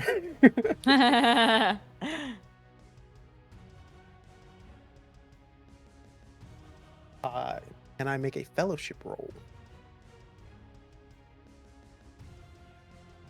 Yes, you can. And I say that over the Vox. Actually, you can do it next round. You got it. We'll count that as a turn, because you are technically healing yourself. Okay. Okay. It says as I take the wound. Got it. Oh, no, sorry. Okay. Has everyone gone? I don't think Balfigus. I don't think Balfigus is gone. Yeah, I haven't gone. Okay. Balfigus, what would you like to do? Well, I don't have good weaponry or anything, so I mean, I am just gonna like assist again, but I will assist for next turn. Okay. Can he assist the Tarok? Can he assist Phineas? Can I assist can I assist 2 people then? Because like one for the action of this turn and then one for next turn. Sarissa went. Yeah, so if you want to double up and use a point of glory to go 2 times in a row, you can do that if you want. So you want to go, have someone else go? Is that what you want to do? Yeah. Well, I figured if I take my turn at the end of my turn order, it doesn't matter. Yeah. Okay. Let's just help somebody like a guard. Okay. Mm-hmm. Go ahead and give me a... Let's see. Give me a leadership test. Oh. Rough.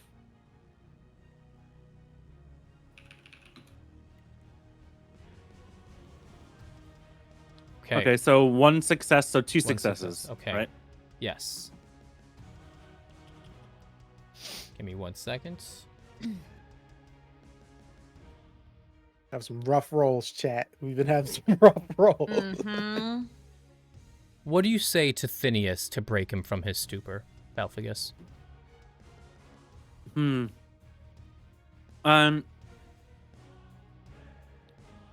I would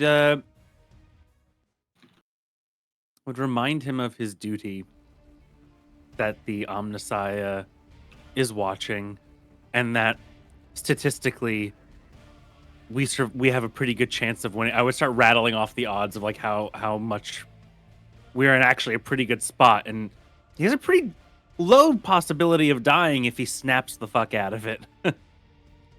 And he does, with your help. Would you like Phineas... Would you like to use a point of glory to go have Phineas fire at his brother on this heavy weapons team? Yeah. Okay. Yeah. Let's make him shoot. Sorry, Phineas. Be fine. He'll be fine. Phineas. Unless he misses, then I might kill him. With a critical... Hold on. These are counting as enemies for some reason, but with your words, Balfigus, in faith in the autogun that he is piloting, with the Omnissiah will guide his hand with his shots, he does pull the trigger. me one second. I like that Balfagus has more faith in the autogun than actually Right? Phineas. But that's valid, you know? Yeah. Yeah. Because the autogun is holy, and Mhm. Phineas is just made of flesh. Yeah. Meat. He snaps out of it, pulling the trigger on the joystick within the Torox, and the autogun, you hear it fire, tearing through the wall where the heavy bolter is, essentially decimating everything in its path. One heavy weapons team is now destroyed, one remains.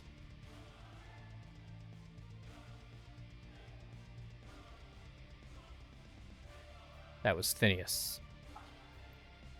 That's Joker. The other heavy weapons team, wounding Arthur, wounding Wolf, sees Sister Sarissa returning fire with her bolter and takes aim at Sister Sarissa. Which one is doing this? The one heavy bolter team that remains. There's Got it. one left. What is your defense, Sister? It is 3. 3? They hit. What is your resilience? It is 10. 10. You take 4 wounds as the heavy bolters drill into your Soritas power armor. Owie. Would you like to convert any of those to shock? Yeah. Go ahead Just and one. give me a determination roll. Okay. You are filled with determination. All 4 of those wounds go to shock, or as many as you want. Damn, nice. Nice. I'll do all of them then.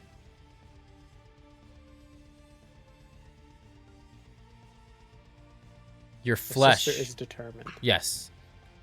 Your flesh and faith in the Emperor bars you from any physical wounds, but your faith may be staggered a little bit from getting peppered with a heavy bolter.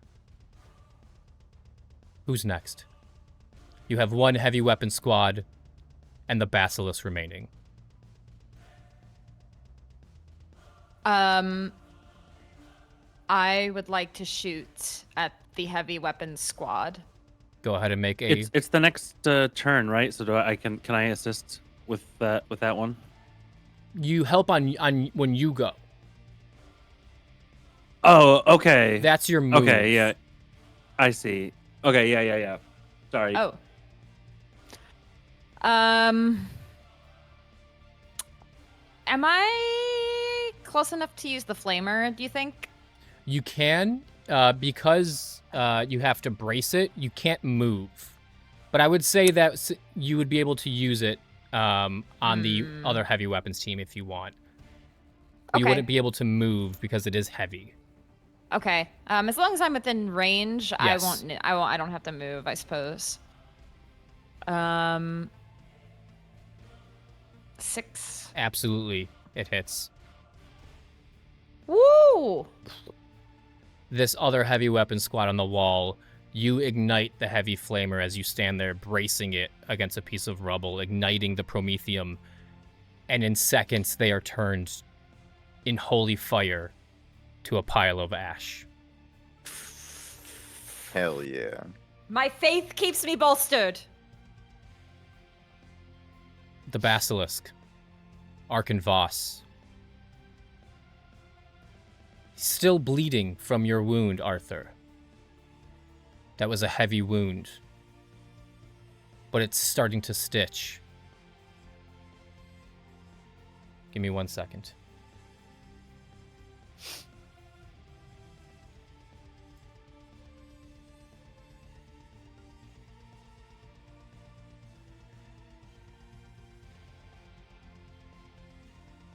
He heals 2 wounds. But the wound is still bleeding. He is not fully healed. Just, he takes his turn to heal 2 wounds. Whoever would like to go next, please go ahead. Arthur can go next if nobody else wants to. Go ahead, Arthur. How far away is the melt-a-bomb? It is about 20 meters or 10 meters from where you are. And I'm right next to the... Basilisk, yes. All right. Arthur does the math. Realizes he's not good at math. Because I think Arthur would just get pissed and just start chopping at this dude again.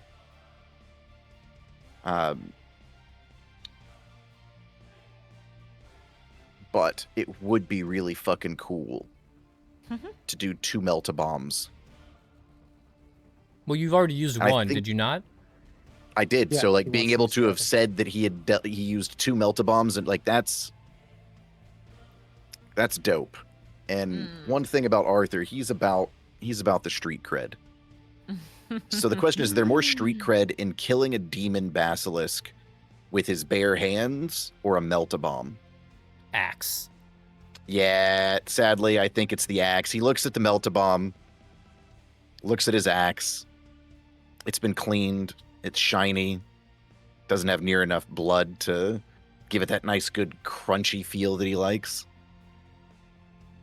And so, yeah, he's going to charge the basilisk again. Okay.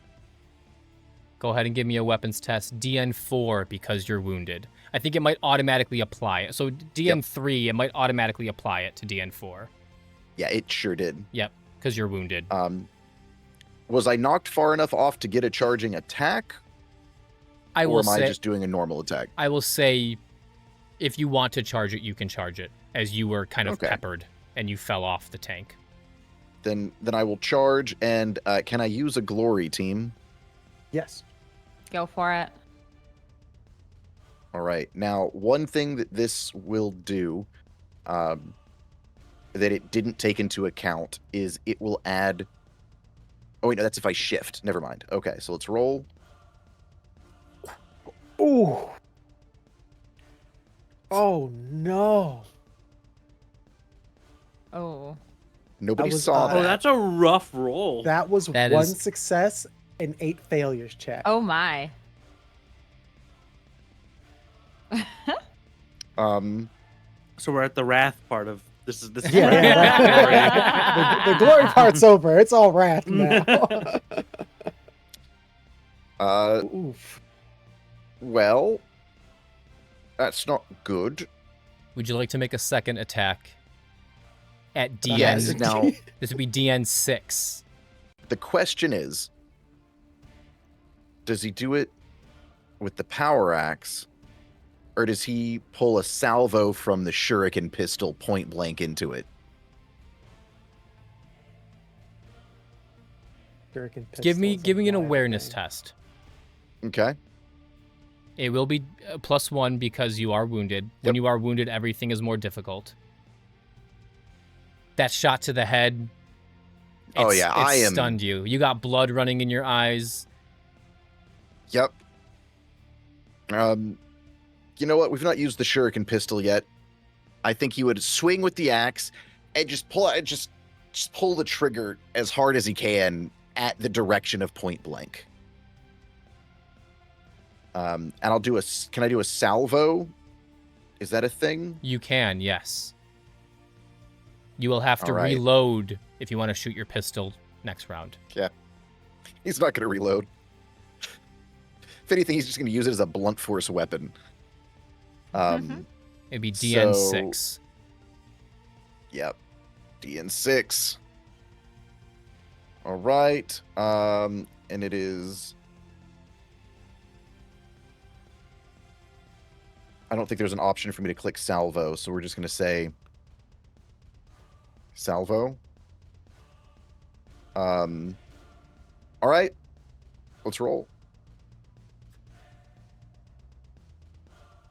It's like it's yin and yang up in here. Oh, Now it's 8 successes Wow. and 1 failure. Oh my gosh. go ahead. Let's roll that Duality of critical. man. Roll that The critical. duality of man. That's what it is. Yeah. There we go. Roll damage. Oh my days. 12 damage. Woo! You all see this. I don't know if you've seen a shuriken pistol before, but Arthur pulls this bone white pistol from under his cloak. And it's almost quiet. You're not really sure what it is. But small circular blades fly out of his pistol, sharpened to a molecular edge. And then you just see it tear this person, Arkin Voss, to shreds. Go ahead and roll under the effect. Roll me 1d6. Okay.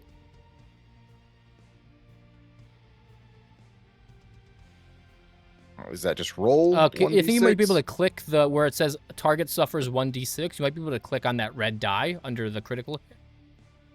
Oh, okay. There we go. I think it's 1. Yeah, it's already pre-rolled, so that's a 1. Got it. Yeah. You see this torso just as these discs fly out, turning this once human into shreds. You hear, "I will turn your life into craters," as the turret aims straight up. He is staggered, so he won't fire. So who would like to go next? Does the salvo that I used do anything different? Yes, it added damage, I believe. Okay, because there wasn't an option for me to click that. Yeah, so Maybe it's that means salvo that sure- 2, so that's why it did 12 Yeah. damage instead of 10. Gotcha. So it's salvo 2, so it adds extra die. But now No, it did 12 because it's a brutal weapon, because I've got Brutalist. So Got it it. didn't add the salvo into it. Okay. Because with Brutalist, it makes every weapon I use brutal, which means the extra damage die just does more. And so that 5 was +2 damage instead of the normal +1. Do I have anything? give me 1 second. No worries. First time using salvo. Yep. Hmm.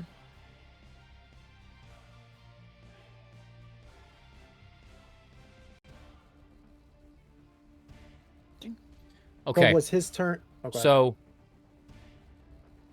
for the future, you choose full auto, spray, or spray shot versus mobs.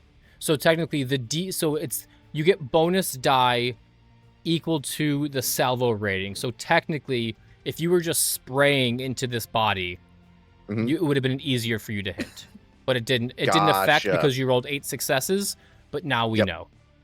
So I won't. Okay. I won't call it Cool. as a salvo. So you can shoot it But again. that's what it is Yep. in the future. Perfect.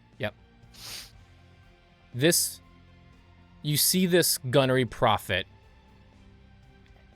His human part is just hanging on for dear life, but this basilisk is still moving as he is entombed within it. He is stunned, so he will not be able to fire this turn. Who would like to go?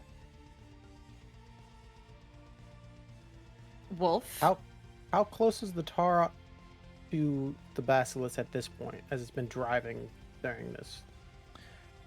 It is in range of the autocannons. Would it? No, it just went. Because me shooting it won't do much.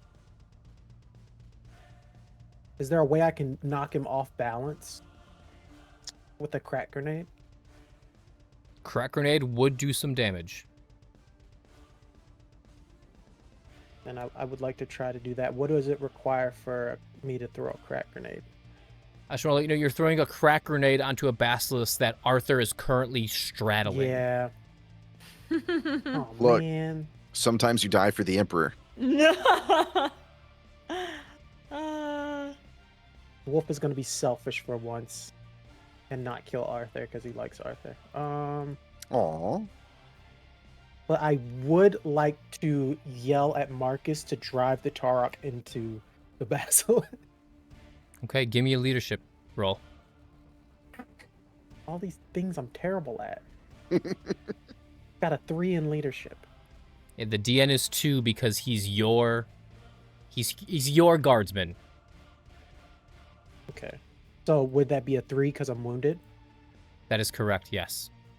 Okay. It keeps forcing me to 4. Got it. So just put DN 2. Will it go to 3? Yes. There you Thank go. May I use a glory, gang? 'Cause I only got Yes. 3 dice for this.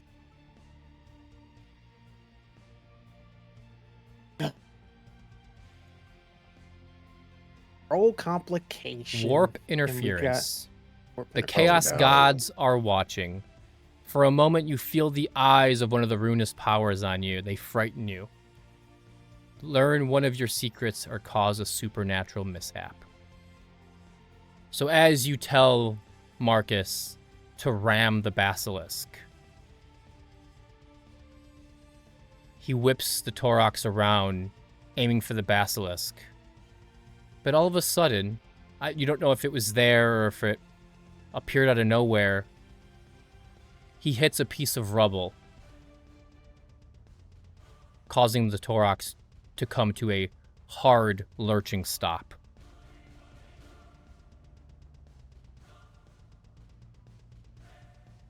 Shit. Marcus, y'all gotta get out of there.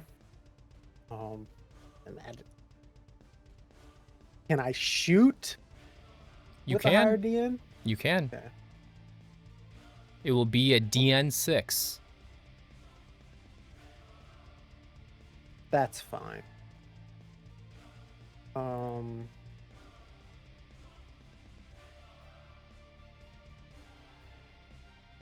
So is it a DN6 and then it's a 7? No, so DN5 making it a 6. Sorry. Gotcha. Yeah, you're good. And you said there's not at this point there's not a head to it, right? His torso is like hanging from the first. This guy is in tatters. If he was regular human, he'd been dead from the first exit. But as you see, the Chaos Gods are watching, Right. keeping him alive. I might as well. I'm gonna go for a headshot. Do it. So doesn't that up it again? If you're aiming, it does. It adds, I believe, 2. So it is a DN. It'd be a DN of 7. Easy. So that makes it 8, right? All right. Yeah, a DN Yes. of 8. I'm gonna steal glory. Oh wait, I already used the glory, didn't I? You did. Yeah, I already used one. Mm-hmm. Oh, I was 1 off. Mm. Unfortunate. You also have Wrath die. You can What's that do? re-roll. Each of you have 2 Wrath die per person, where you I can always forget. re-roll a dice. And the I consequence forgot for about that? that. Oh, we Nothing. give you a ruin. Oh, I thought we gave you something for that. My bad. No. All right, then Oh. I would like to use one of. Can I use just one at a time? Correct. Okay, then I will use one of my wrath die. I just roll the 1d6. That is a 6. 8 successes. You tell Marcus to drive the Torox into the basilisk. It comes to a screeching halt in front of you.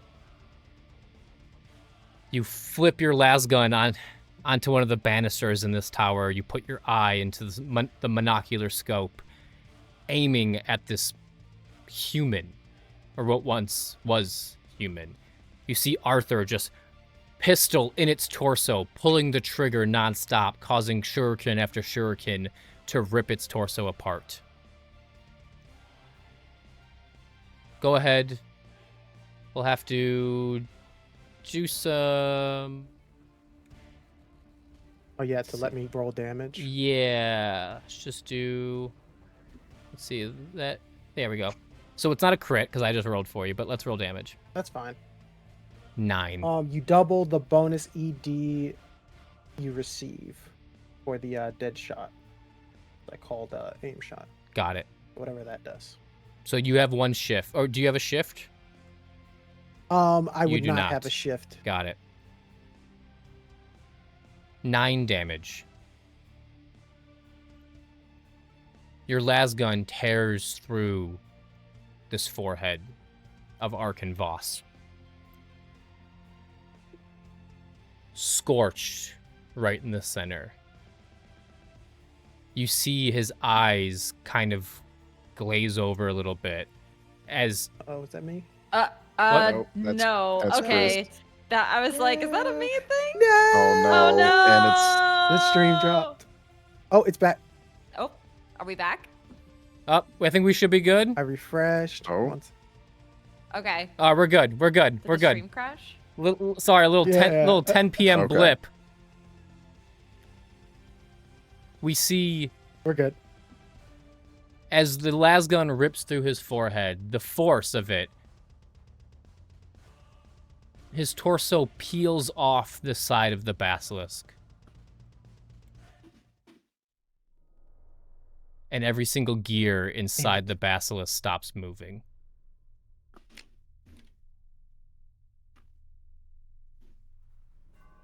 It's quiet.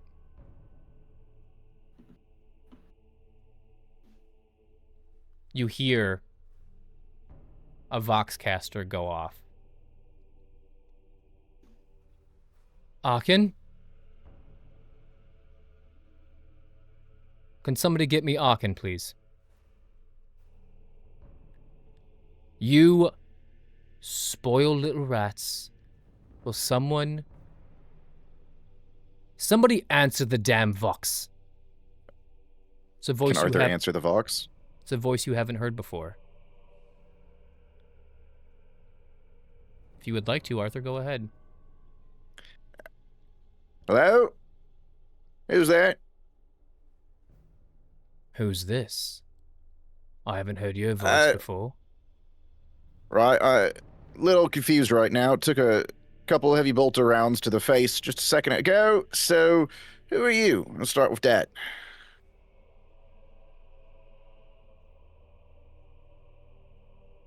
You hear silence.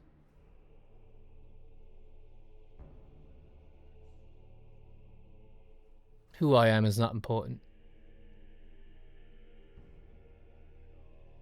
You would know who I am if you were part of the Ashbourne. All right, well, if I was looking to join then, yeah? Who would you be then? Then you wouldn't be answering the Vox now, would you? Yeah, right, well, I don't know who this Arkan fellow is, but why don't you just, I don't know, tell me where you are, tell me who you are. And Arthur's just, like, blinking heavily, like, rubbing his temple. Let's start with you. What's your name? Like I said, head wound. No, my new friend. That's not how this works.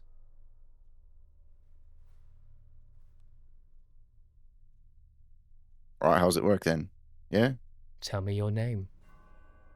Yeah, I don't really like doing that to strangers. Mom Oh. always said never give your name to a stranger.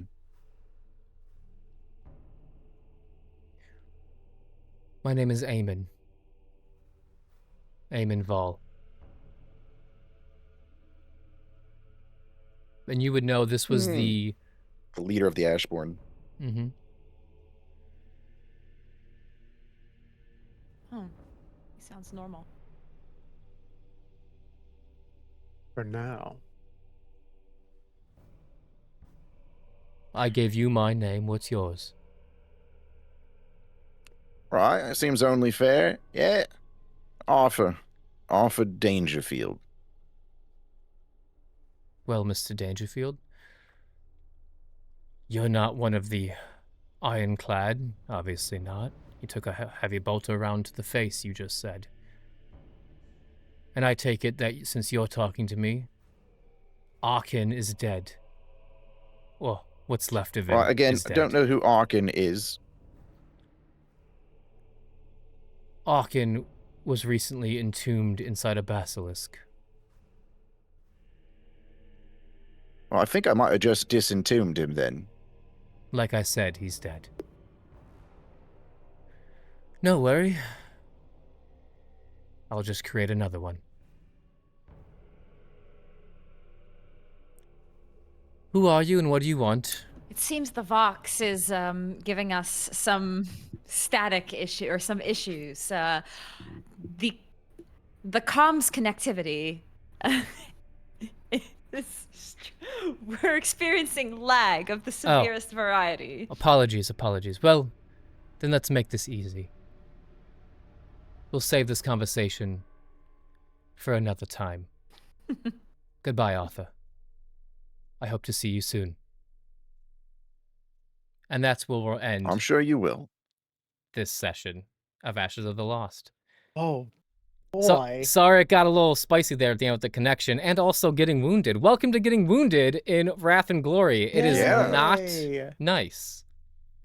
Yeah. But thank you all for watching. got We beat went up. a little bit late. We wanted to give you all a treat. But yeah, thanks for watching. Maybe we'll find more about who this Eamon person is later on. But until next time, thank you all for watching.